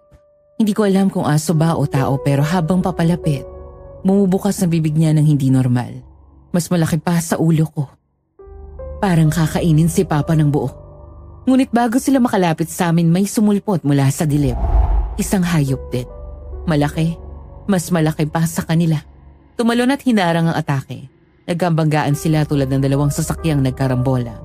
Sobrang baho rin ang amoy niya, tulad ng 3. Nagumpisa ang sagupaan sa bakuran namin. Ang 3 halimaw na nakita namin ay biglang sinunggaban ng isa pang bulto. Hindi ko na rin alam kung saan siya nanggaling. Basta nagkaroon lang bigla sa harap namin ng 4 na aswang na naglalaban-laban. Ang bagong dating na aswang ay tila pinoprotektahan kami mula sa 3. Ang bilis ng kilos nilang 4. Para silang nagpaikot-ikot na anino na halos hindi mo masusubaybayan. Malakas ang laban ng isa. Halatang nagtutulungan ng 3. Ngunit ang bilis ng pinakamalaking aswang nagawa niyang paliparin ang 2 sa kalaban at ang isa naman sinunggaban niya sa leeg. Narinig namin ang tunog ng pagkapunit ng balat at laman ng mga ito. Pero kahit nagawa niyang saktan na matindi ang 2, nasugatan din siya ng isa pang kalaban. Isang matilim na bagay ang tumama sa tagiliran niya at natumba siya. Sabay-sabay namang tumakas ang 3. Ang aswang na nagligtas sa amin halos hindi na makagapang. Umaalpas ang usok sa katawan niya at bigla siyang namilipit sa sakit. Doon nagsimula ang pagbabago. Naging mas manipis ang katawan niya. Lumiit na lumiit hanggang sa nag-iba ang anyo. Anong nangyayari? Nag-iiba yung anyo niya? Diyos ko, anong klaseng nilalang yan? Hubad siya! Ay, sus! Teka! Parang kilala ko yan ah! Lumayo kayo sa kanya! Baka saktan niya rin tayo! Nakita ko ang mukha ng taong bumagsak sa lupa. Hubad, nangihina at puno ng sugat. Parang hindi ko kayang tanggapin ang nakita ko. Parang gusto kong sumigaw pero wala akong boses na lumabas. Nagulat at nagimbal kaming lahat nang tuluyan naming nakita kung sino siya. Vince? Ikaw ba talaga yan? Joyce, tulungan niyo ako. Anak ng Santisima Trinidad! Ay, Crisanto, takpan mo siya! Takpan mo, dali! Oo! Kukunin mo yung kumot, Santina! Dali, Sandali lang! Bakit mo to ginawa sa amin, Vince? Ano yun? Bakit ka naging halimaw? Joyce, pakiusap. Napipilitan lang ako. Anong napipilitan? Anong klase ka bang nilalang aswang ka? Oo, pero hindi ako masamang aswang. Pinoprotektahan ko lang kayo. Teka lang. Hayaan muna natin siya magpaliwanag. Hindi niya tayo sinaktan eh. Pakiusap, maniwala kayo sa akin. Kailangan ko lang makabawi ng lakas. Nangihina ako. Kailangan kong maibalik ang lakas ko. Tulungan niyo ako. At ipapaliwanag kong lahat ng totoo. Hindi ko kakayanin kung hindi agad ako malulunasan. Nakita ko ang panginginig ng boses at katawan ni Vince. Nangihina siya at seryoso ang bawat salita niya. Ang mukha niyang pamilyar naging larawan ng sakit at kawalan ng pag-asa. Napatingin ako kay Papa. Hinahanap ang sagot sa kanyang mga mata. Ano, Joyce? Anong gagawin natin? Hindi natin siya pwedeng pabayaan lang dito. Mas delikado yan. Pero, hindi ko alam pa. Ang hirap tanggapin. Hindi pa rin ako makapaniwala. Crisanto, baka mapahamak lang tayo. Hayaan na lang natin siyang magpagaling mag-isa. Hindi, Santina. Kailangan natin siyang tulungan. Tinulungan niya pa rin tayo mula sa mga halimaw na yon. Ba't may utang na loob tayo rito? Sa ayaw at sa gusto natin. Dadali natin siya kay Calamberto. Calamberto? Yung albularyo? Oo. Siya lang ang makapagsasabi kung ano ang kalagayan niya at kung paano siya matutulungan. O Jules, tulungan mo akong buhatin siya. Sige po, Tito. Kahit galit at naguguluhan pa rin ako, nakita ko ang pagod at sakit ni Vince. Hindi ko rin siya kayang pabayaan. Hindi ko alam kung bakit pero ang pag-aalala ko sa kanya ay mas matimbang pa rin kesa sa takot ko. Sa huli nagdesisyon kaming dalhin siya kay Calamberto. Binuhat nila si Vince na balot ang kumot at sinakay sa kotse. Tahimik ang lahat habang nagmamaneho si Papa. Guys, salamat. Hindi niyo pa rin ako pinabayaan sa kabila ng katotohanan ng aswang ako. At hindi tulad niyo. Huwag mo nang intindihin yan. Ang intindihin mo, yung ipaliliwanag mo sa amin kapag gumaling ka na. Paliliwanag kong lahat. Hindi ko na itatago ang totoo. Gusto ko lang na maniwala ka. Na totoo ang naging pagmamahal ko sa'yo. At hindi ko rin intensyong itago ang lahat. Mahirap. Napakahirap maniwala, Vince. Magpahinga ka na muna, Vince. Hayaan mo muna kami huminga ng kahit saglit. Oo. Pagdating namin sa bahay ni Calamberto, malapit ng mag-umaga. May amoy na mga pinatuyong damo at insenso sa labas pa lang. Agad kaming pinapasok ni Calamberto. Matapos ipaliwanag ni Papa ang nangyari. Pero binago lang niya ang istorya. Sinabing na aksidente si Vince. Tinitigan niya si Vince na nakahiga sa kawayan at agad niyang nalaman ang totoo at nabistong nagsisinungaling kami. Hindi niyo naman kailangang itago sa akin kung anong totoo. Alam kong aswang ang isang to. At galing din sa aswang ang mga sugat niyang ito. Tama ba? Opo, Calamberto. Pero ano po bang kalagayan niya? Ang kanyang katawan ay hindi ganap na gumaling sa pagpapalitan niyo. Ang mga sugat na natamo niya ay seryoso. Pero ang mas malala, naubos ang enerhiya ng kanyang laon. Laon? Ano po yun? Ang laon ay ang esensya ng isang aswang. Ang lakas na ginagamit niya upang magpalitan nyo. Kapag naubos ito, babalik siya sa anyo ng tao at magiging mas mahina kaysa sa isang normal na tao. Dahil ang kanyang katawan ay nasanay sa labis na lakas. Paano po siya magpapagaling? Kailangan niya ng pahinga at kailangan niyang uminom ng pinagsamang pinakuloang halamang gamot na naglalaman ng mga partikular na sangkap. Ito ang magpapanumbalik ng kanyang laon. May side effect ba yan sa mga normal na tao, Calamberto? Wala, Santina. Huwag kang mag-alala.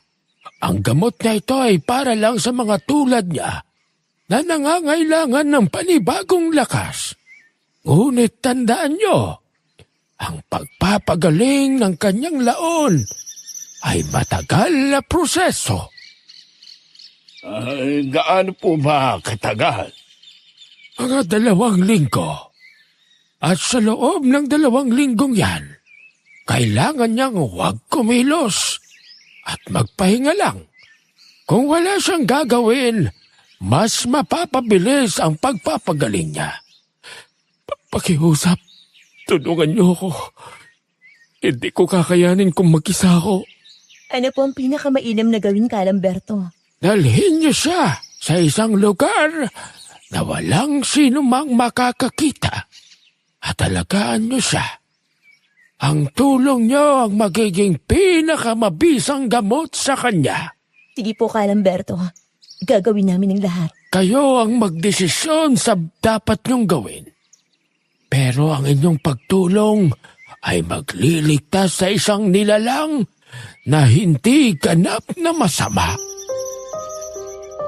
Tinulungan ni Calamberto si Vince sa pangunahing lunas at binigyan kami ng mga pinakuloang damo at langis na makakatulong sa kanya.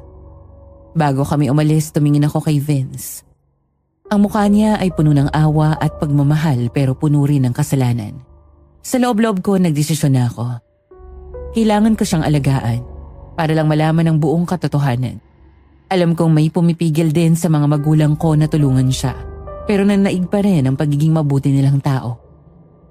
Ang sabi ni Vince sa amin, ihatid daw siya sa bahay niya at alam ni Manang Sally kung ano ang gagawin. Si Jules naman ay nagpaiwan na sa kanilang bahay dahil may trabaho pa siya. Sumikat na ang araw nang makarating kami sa bahay ng dati kong nobyo. Ang katawan ni Vince ay halos hindi niya na kayang dalhin, kaya't ako at si Papa na ang umalalay sa kanya. Ang sakit ng sugat niya ay kitang-kita sa bawat pagdaing niya. Sa kabila ng galit at panloloko, tanging awa ang nararamdaman ko. Hindi ko alam kung anong dapat kong isipin. Ang alam ko, kailangan naming makarating sa isang ligtas na lugar. Pumasok kami sa loob ng mansyon at sinulubong agad kami ni Manang Sally na alalang-alala sa nangyari kay Vince. Ngunit sa halip na umakyat sa itaas, dinala kami ni Manang Sally sa likod ng malaking shelf na puno ng mga aklat. Nagulat ako nang bigla niya itong itinulak at lumitaw ang isang lihim na lagusan pababa. Isang basement na kompleto sa lahat ng gamit. Manang Sally, paano naitago to? Hindi pa ito malalaman ng kahit sino.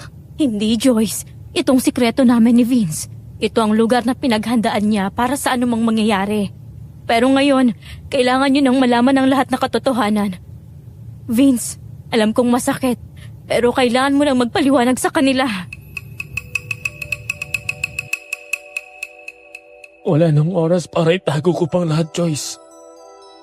Ang mga aswang na yun, si Fridel, at ang mga magulang niyang sina Amelia at Silvestre. At alam kong kilala niyo na rin sila. Hindi naman dapat kayo madadamay sa problemang to kung hindi dahil sa kagagawan ko. Ano? Mga aswang ang mga hayop na yon? Pero ano kinalaman namin sa lahat ng ito, Vince? Bakit kami nadamay? Ano ba talagang meron? Hindi nila alam ang tunay kong katauhan. Wala silang alam na kahit anong tungkol sa akin. Pero alam kong lahat ng tungkol sa kanila.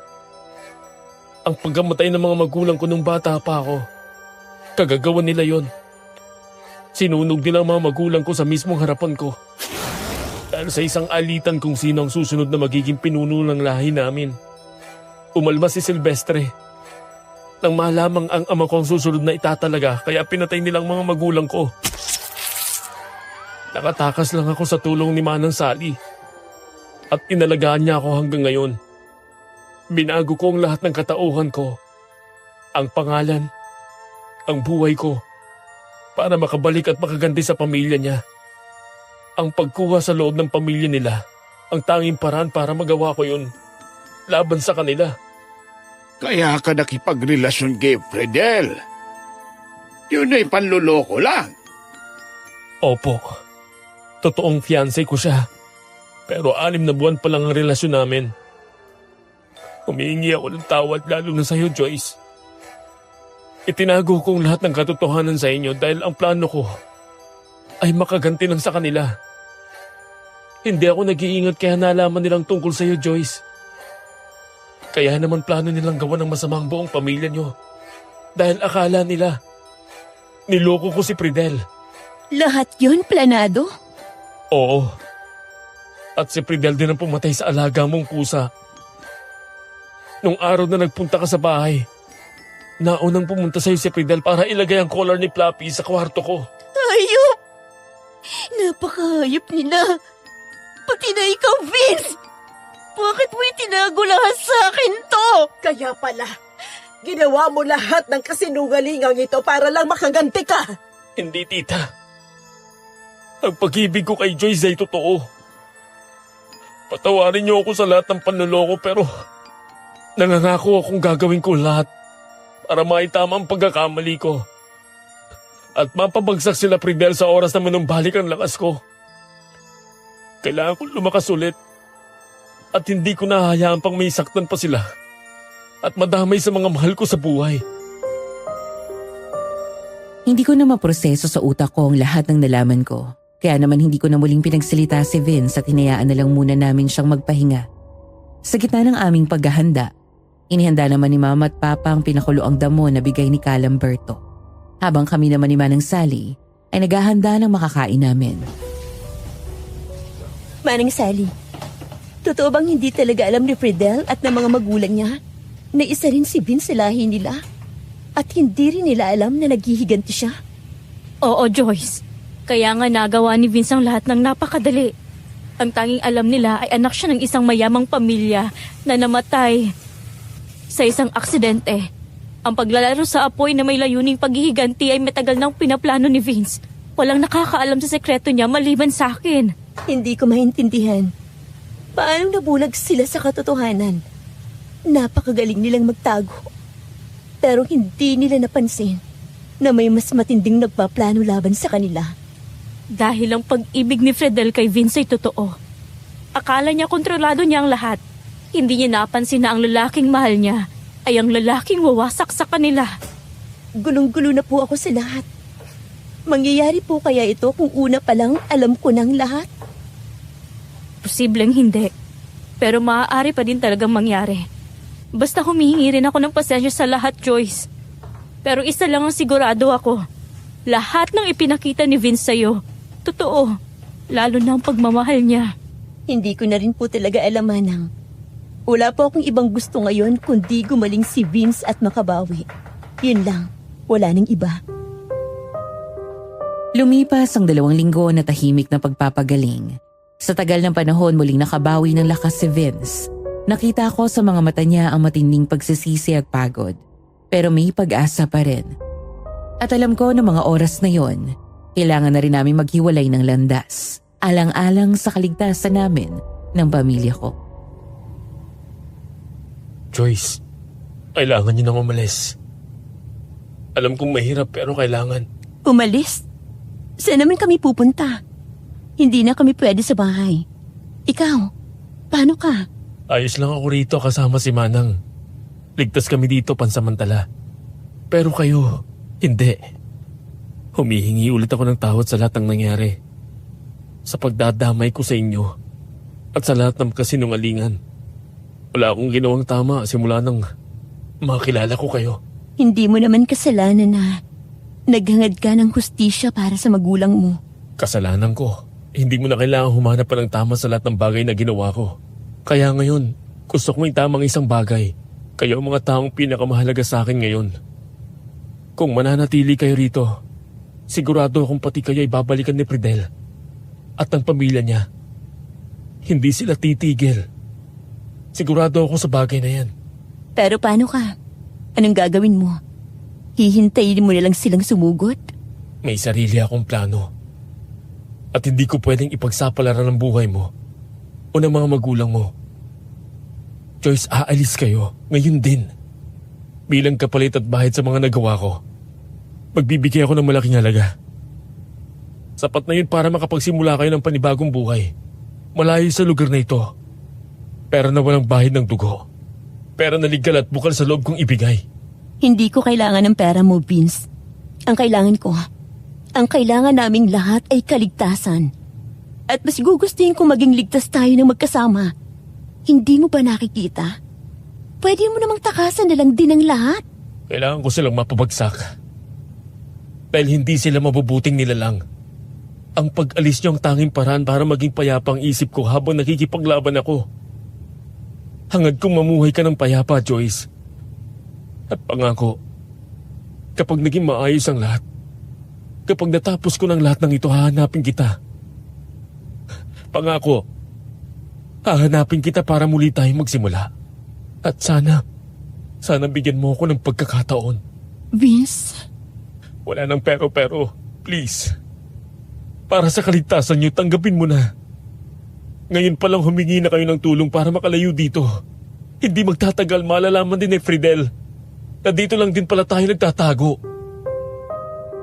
Kinausap ko sina Mama at Papa at kahit mabigat sa loob nila, alam naming tama si Vince. Kailangan naming umalis. Hindi lang para sa sarili naming kaligtasan kundi para makapag-focus din si Vince sa laban niya. Tanging ang probinsya ng aking mama ang naisip naming lugar na hindi kami mapupuntahan ni Fridel. At ang tanging taong mapagkakatiwalaan kong maghahatid sa amin ay si Jules. Dali-dali kong tinawagan si Jules at sinabi ang plano. Hindi na siya nagtanong pa tungkol sa balak namin. Kinabukasan, umaga na nang tuluyan kaming magpaalam kay Vince. Tinignan ko siya ng matagal. Sinubukang ikintal sa isip ko ang lahat ng detalye ng mukha niya. Dahil alam kong hindi ko alam kung kailan ko siya muling makikita. Tinanggap ko na lang ang lahat ng nangyari. Tatanggapin ko na lang lahat, Vince.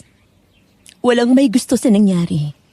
Ang mahalaga, huwag mong pababayaan ang sarili mo. Oo. Susundin ko mga bilin mo. Basta't sundin mo rin ang akin. Mag-iingat kayo, Joyce.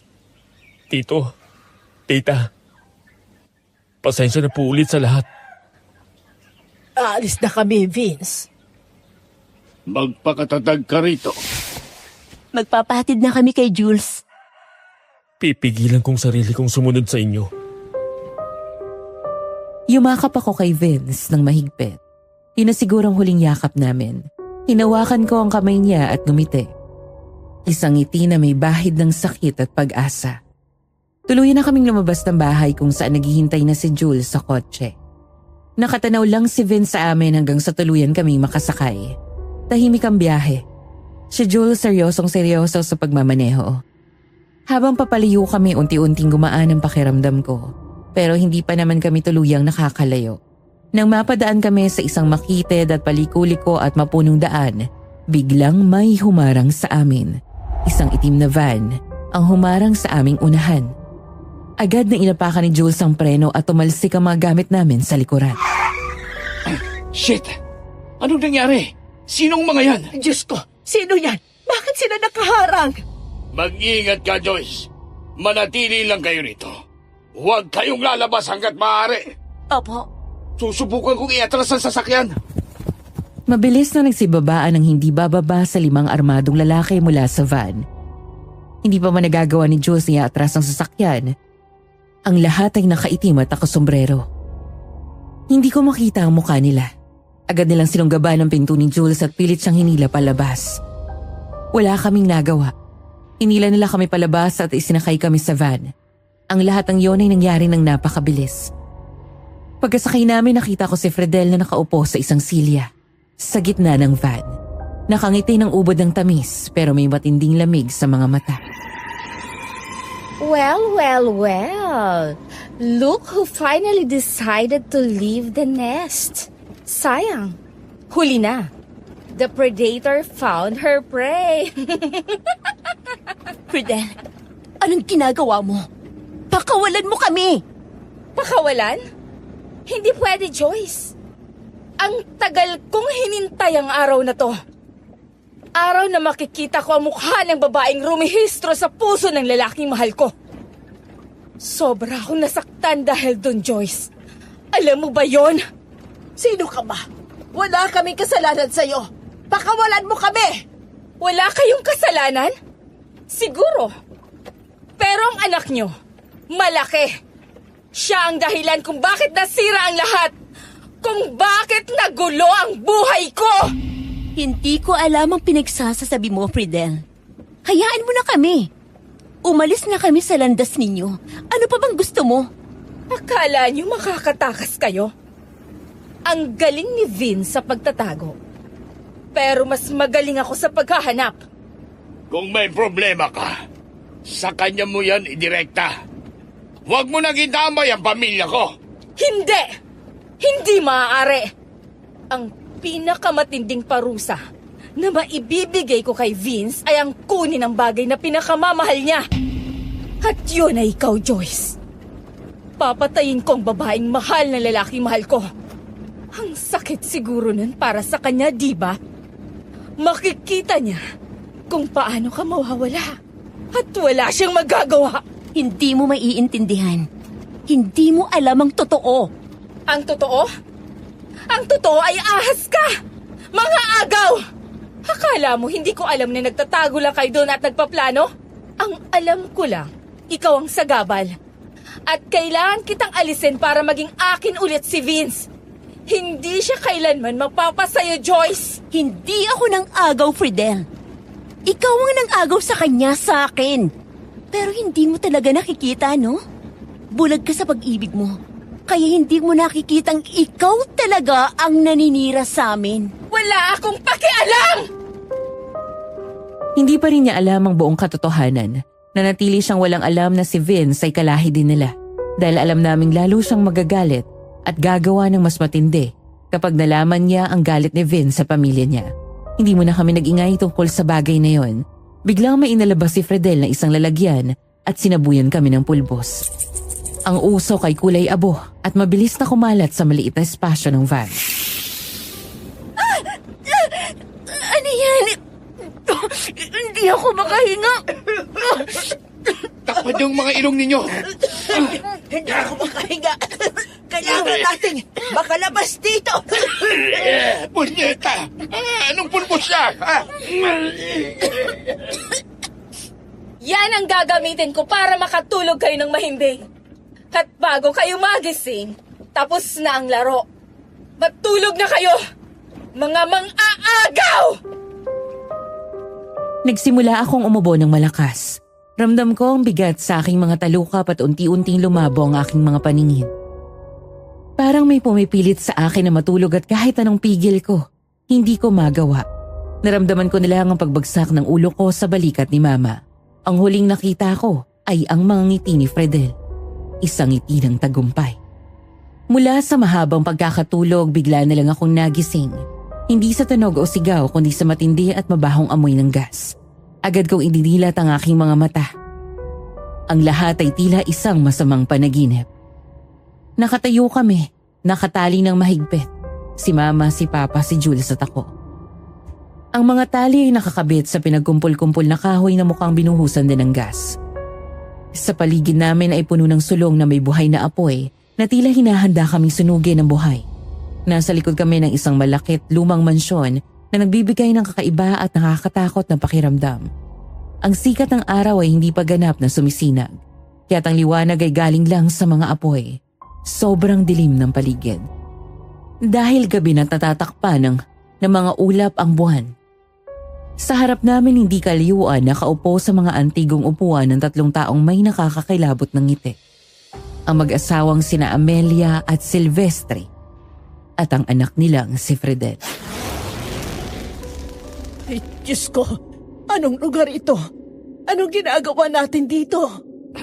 Sa oras na makawala ako sa tali na to, uubusin ko kayong lahat! Mga hayop kayo, mga demonyo! Gising na pala kayo mga dagha? Akala ko mas matagal pa kayong matutulog. Huwag ka nang magsayang ng laway, Fridel. Hayaan mo na lang silang mag-ingay. Wala na rin namang mangyayari sa kanila. Ang tanging dahilan lang kung bakit namin kayo dinala rito ay para maging malinaw sa inyo. Sa mundong to, walang sino man ang pwedeng magtangkang saktan, hamakin o lapastanganin ang aming unika iha. Unika iha? Gago! Pinoprotektahan niyo ang isang halimaw? Sa bagay, pare-parehas naman kayo. Walang kwenta ang bibig mo, Joyce. Hindi ka ba natatakot? Hindi mo ba nakikita ang mga sulong yan? Hindi mo ba nararamdamang mamamatay ka na ngayon?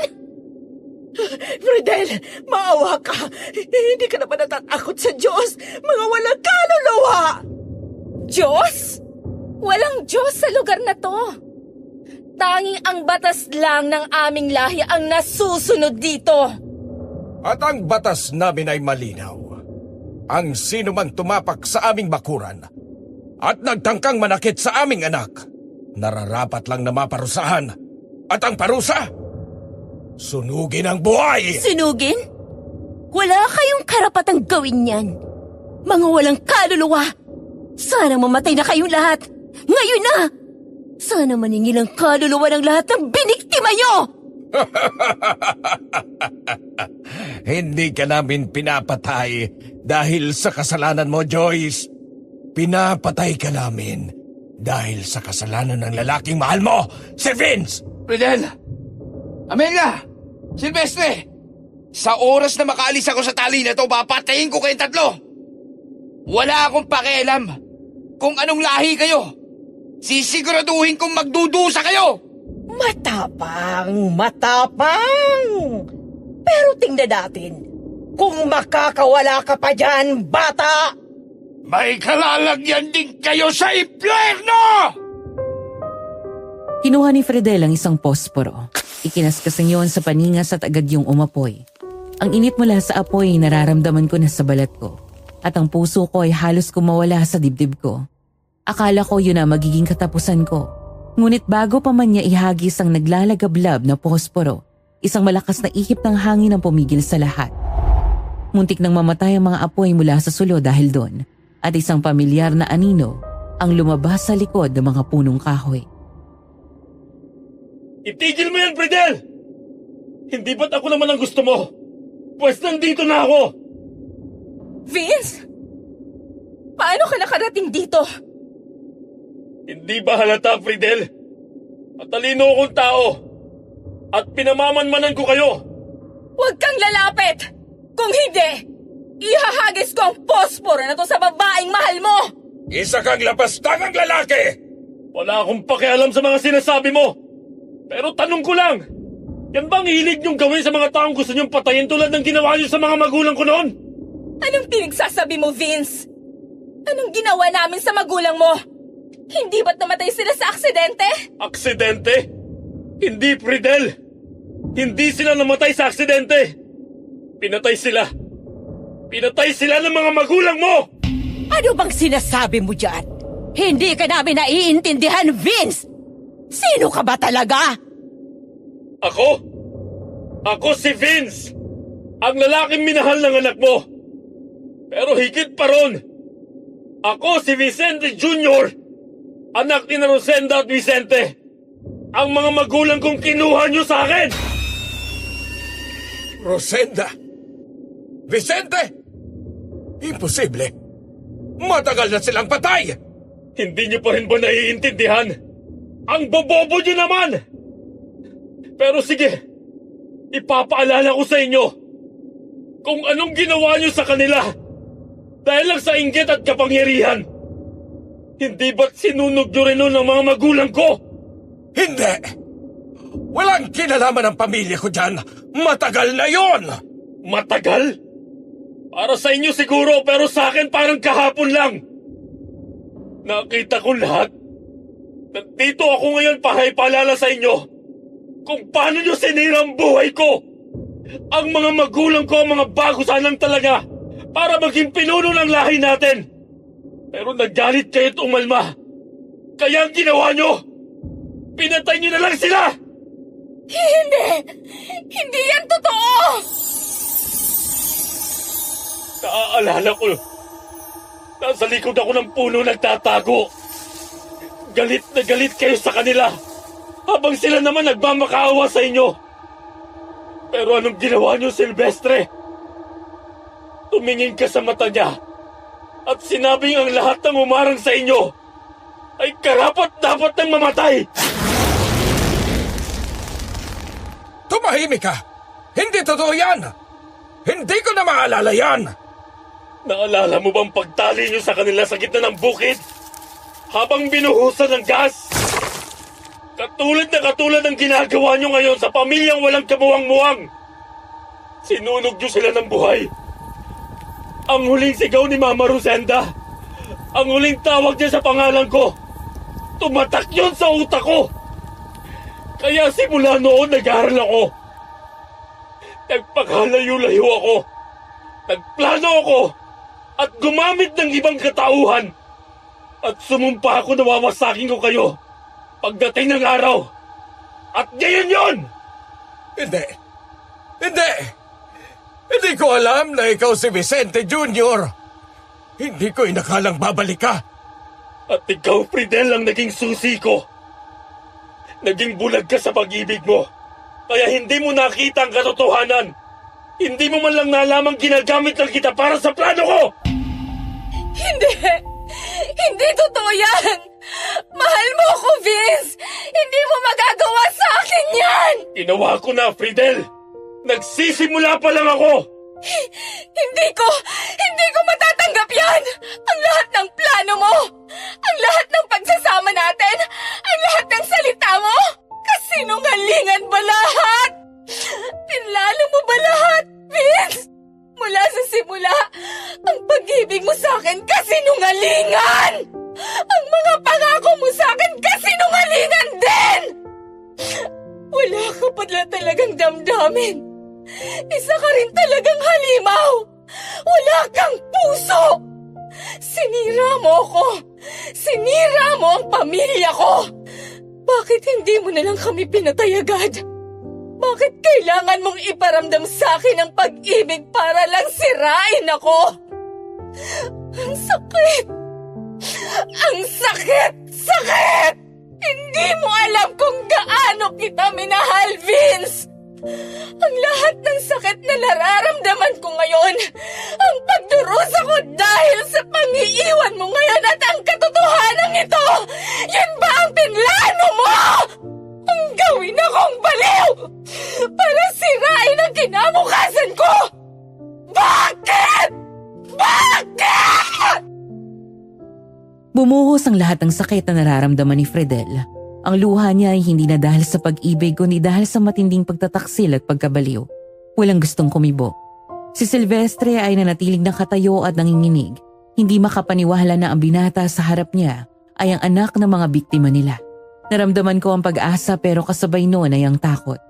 Takot kay Vince na handang gawin ang lahat at takot sa pamilya ni Fridel na handang pumatay. Ang digmaan ay nagsimula na at nasa gitna kami.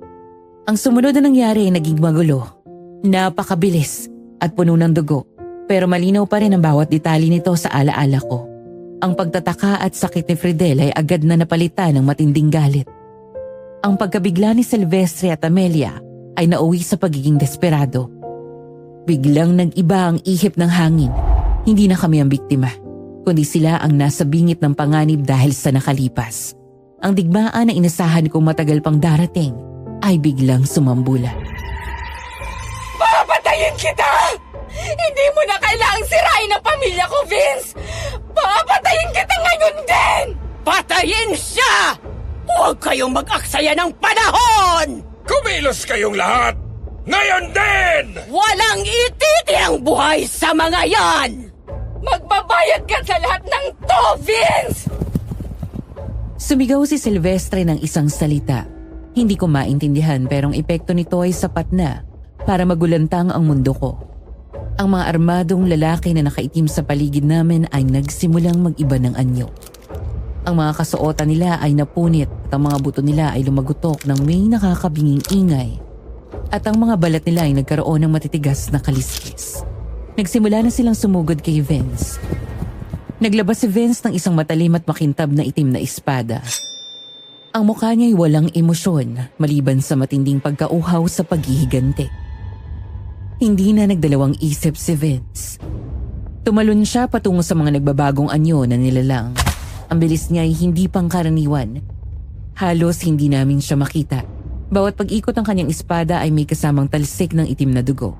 Ang mga aswang kahit malaki at matitigas ang balat ay hindi makatagal sa mga hiwa ni Vince. Ang kaliskis nila ay tila papel sa talim ng kanyang armas. Nagsimula na rin magpalit ng anyo sina Amelia at Silvestre. Ang dating mga posturang mayaman ay naging ganap na halimaw. Mga naglalakihang hayop tulad kung paano ko sila unang nakita. At ang bilis nila ay katulad ng kay Vince. Tila mga anino nagtutunggali sa isang madilim na labang hindi sigurado kung sino ba ang mananalo. Ganon din si Fridel. Habang nagaganap ang labanan, biglang may lumabas mula sa likod ng malaking puno. Isang lalaking may balbas at matatalim na mata na may dalang mahabang bolo, si Calamberto. Mabilis siyang tumakbo patungo sa amin at agad kaming kinalagat. Salamat sa Diyos, Calamberto! Salamat. Tulungan natin si Vince. Sinasabi ko sa inyo, mag-iingat kayo at hindi sila basta-basta. Hindi kayo maaaring makatakas! Mga hanga! Subukan mong lumapit at mapapatay kita! Samantala nadedehado na si Vince kahit malakas siya 3 laban sa isa sa labanan. Sila Silvestre, Amelia at Fredel ay nagtulungan at ang bawat atake nila ay seryoso. Napalingon si Vince kay Calamberto at nagkaintindihan sila sa tinginan. Agad na may kinuha si Vince sa kanyang bulsa, isang maliit na sisidlan. Sa pagkakataong iyon, nag-isip kami kung paano makakatulong. Tumingin ako sa paligid. Ang natatanging gamit na nakita ko ay ang mga kahoy na dapat sana ay susunugin sa amin. Tiningnan ko rin ang mga sulong na kasindi pa rin at may natitira pang gas. Pero ang lahat ng iniisip kong plano ay naputol nang maganap ang isang makapigil hiningang pangyayari. Sa isang mabilis na pag-iwas, nagawang makalayo ni Vince sa atake ni Silvestre at Amelia. Agad siya naghagis ng isang uri ng abo mula sa kanyang sisidlan patungo sa mukha ni Amelia. Natigilan si Amelia. Ang abo na inahagis ni Vince ay tila asido sa balat niya. Dahil sa pagtigil ni Amelia, nagkaroon ng pagkakataon si Vince. Tumalon siya, paikot, at ang kanyang itim na espada ay walang awang humiwa sa dibdib ni Amelia. Bumagsak si Amelia sa lupa at ang matinding dugo ay bumulwak mula sa kanyang dibdib. Kahit isang aswang ang kanyang katawan ay hindi nakatagal. Siya ang unang namatay sa laban. Tiningnan na Vince ang bumagsak na katawan ni Amelia at wala akong nakitang kahit anong emosyon mula sa kanyang mga mata. Ang pagbagsak ni Amelia ay nagdulot ng gulat, hindi lang sa aming mga manonood, kundi lalo na kay Silvestre at Fridel.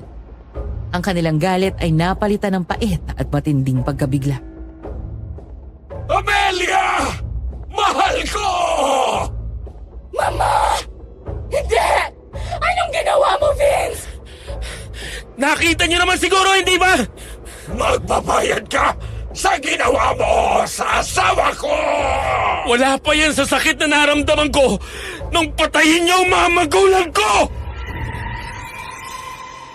Lalong nagalit sina Fridel at Silvestre at ang kapangyarihan nila ay tila dumoble. Samantala tumulong si Calamberto sa pagpigil sa mga natitirang tauhan ni Silvestre na nag-iba ng anyo, gamit ang bolo at ang natirang abo sa kanyang bulsa. Si Jules naman, hawak ang bato, ay tumitingin sa natitirang gasolina. Nag-iisip kung paano gagamitin ang apoy laban sa mga aswang. Ang laban ay mas naging personal at delikado. Ang amoy ng gas at ang sariwang dugo ay kumakalat sa paligid at humahalo sa hangin. Bumaling si Vince kay Calamberto at naguto siya nang hindi gumagamit ng salita, tanging mata lang. Tumango si Calamberto at agad na inilabas ang isang sulo na kinuha niya sa lupa.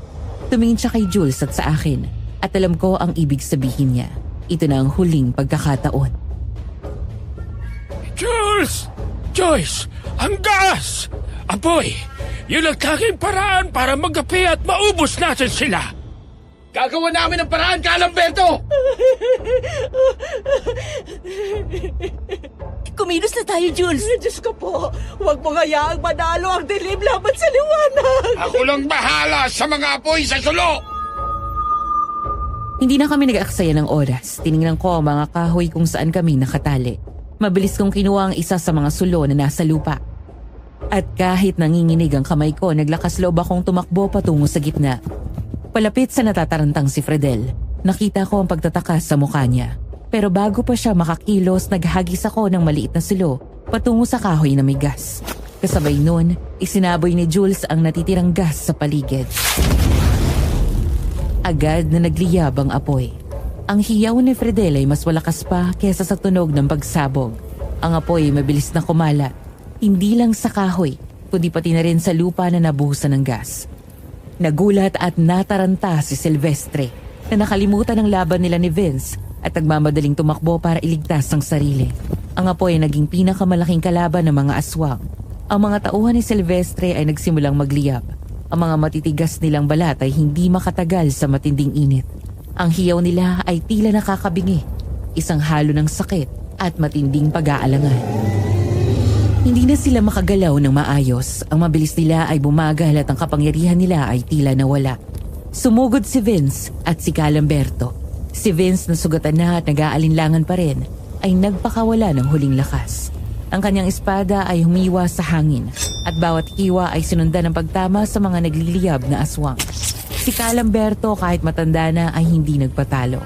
Ang kanyang bolo ay walang mintis at ang bawat hiwa niya ay lalong nagpadagdag sa apoy ng kalaban. Si Fredel na baliw na sa sakit at galit ay tumakbo papalapit kay Vince. Hindi na siya nag-iisip. Tanging paghihiganti na lang nasa isip niya. Ang apoy ay hindi niya inalintana. Kung mamamatay ako, dapat mamatay ka rin, Vince! Magsama tayo sa impyerno nang wala nang ibang makinabang sa'yo! Anak ko! Wag! Pilit siyang hinila ni Silvestre palayo sa apoy pero huli na ang lahat. Nagawa na ni Vince ang huling atake. Sa isang mabilis na iglap, hinagisan niya ng natitirang abo sina Silvestre at Fredel at sabay na itinulak sa malakas na apoy. Naging isang malaking bonfire ang buong paligid. Ang mga aswang ay tuluyan ng natalo ng apoy. Ang kanilang mga katawan ay nagmistulang abo at ang amoy ng sunog na laman ay lumaganap sa ere at ang boses ng paghihirap ay tuluyan nang nawala. Muling bumalik ang katahimikan maliban sa tunog na naglalagablab na apoy. Pagod, sugatan at halos walang lakas na tumayo si Vince sa gitna ng usok. Ang dugo sa kanyang braso ay patuloy na dumadaloy pero buhay pa siya. Tiningnan niya kami at sa mata niya nakita ko ang kalungkutan. Hindi yan tagumpay. Yumakap ako sa kanya na mahigpit sa kabila ng dumi at dugong nakakapit sa kanya. Naramdaman ko ang pagod at bigat ng mundo sa balikat niya. Ang araw ay tuluyan ng sumikat at ang init ng araw ay nagpaalala sa amin na kahit gaano man kadilim ang gabi, may liwanag pa ring darating. Ang paghihiganti niya ay natapos na pero ang buhay namin ay kailangan pa ring buuin muli mula sa mga abo. Lumipas ang 2 linggo sa kabila ng matinding laban, tigtas kaming nakabalik sa aming dating bahay. Malayo sa mga abo ng lumang mansyon. Ang mga sugat sa katawan ni Vince ay unti-unting naghilom dahil sa tulong ni Calamberto, ngunit ang bigat sa kanya ay nanatili. Isang hapon natanaw ko si Vince sa labas ng bintana, kaya tahimik akong lumapit. Ang kapaligiran ay may lungkot at hindi maipaliwanag. Alam namin, kahit hindi namin sabihin, na ang aming pagtatapos ay hindi magiging masaya. Ang aming kwento ay isinilang sa kasinungalingan at nagtapos sa apoy at kamatayan.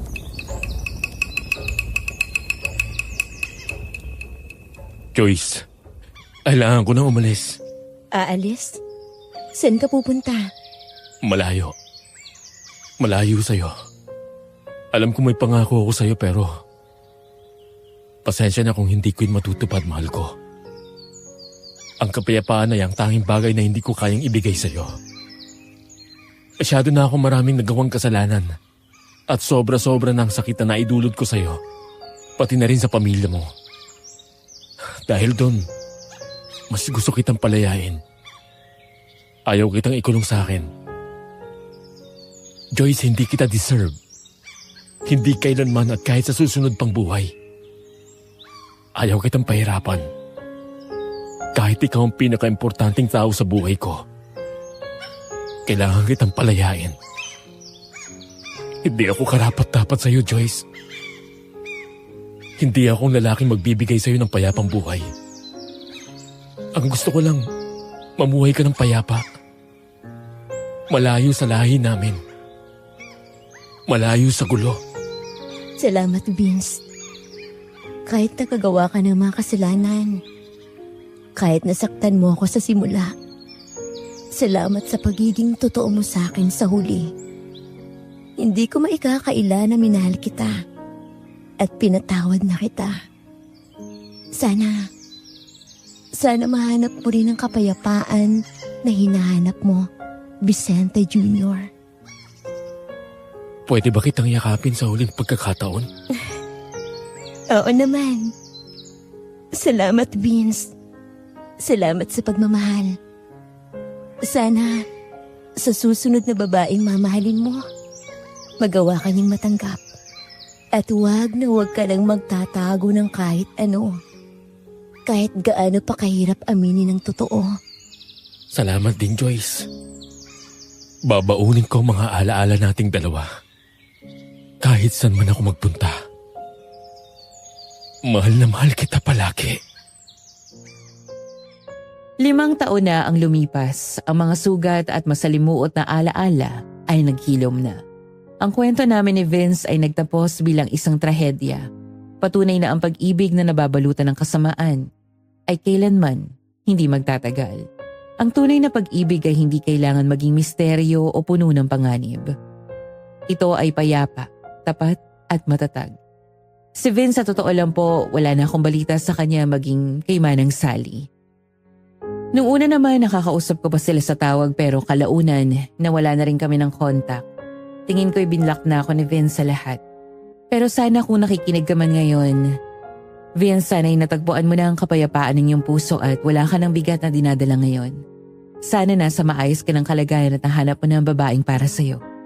Nang hindi kinakailangang itago kung ano at sino ka. Ako si Joyce. Minahal ako ng isang aswang na minsan ko ring minahal at tinanggap. Pero sa kabila ng lahat, hindi kami nagkatuluyan sa dami na nangyari.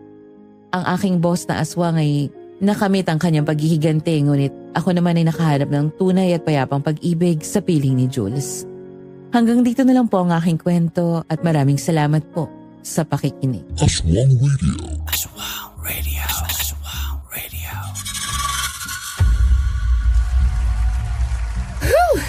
Ayan, huminga muna tayo ng malalim mga kaaswang. Grabe talaga yung kwentong pinadala sa atin ni Joyce. Sabi ko na mga bese, pag ang pag-ibig may halong monster, literal man o hindi, talagang sisikat ang araw, aatras ang buwan, at may iwan tayong nakanganga sa mga pa-plot twist, no?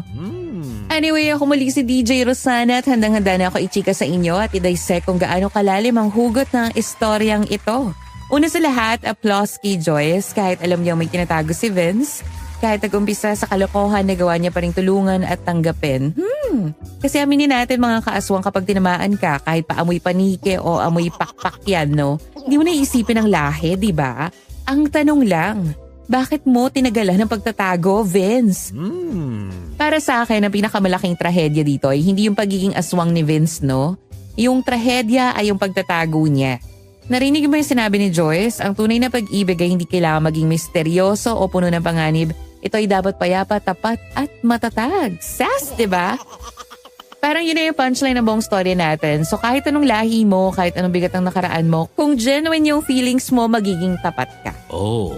Okay, sige, let's talk about Vince. Hindi ko siya hinuhusgahan mga besa. Ang bigat ng pinagdadaanan niya. Naulila dahil sa ibang aswang at naging coping mechanism niya ito, yung pagganti. Ang pag-ibig kay Joyce ay naging pantakip lang at ang pagmamahal niya kay Fredel ay isang taktika raw para makagante. Nako, Vince, kahit magandang intensyon mo para kay Joyce, ginawa mong palabas ang sarili mong buhay. Para saan pa ang pag-ibig kung ang pundasyon natin ay kasinungalingan at ang galit na yan? Walang ganyanan mga kaaswang.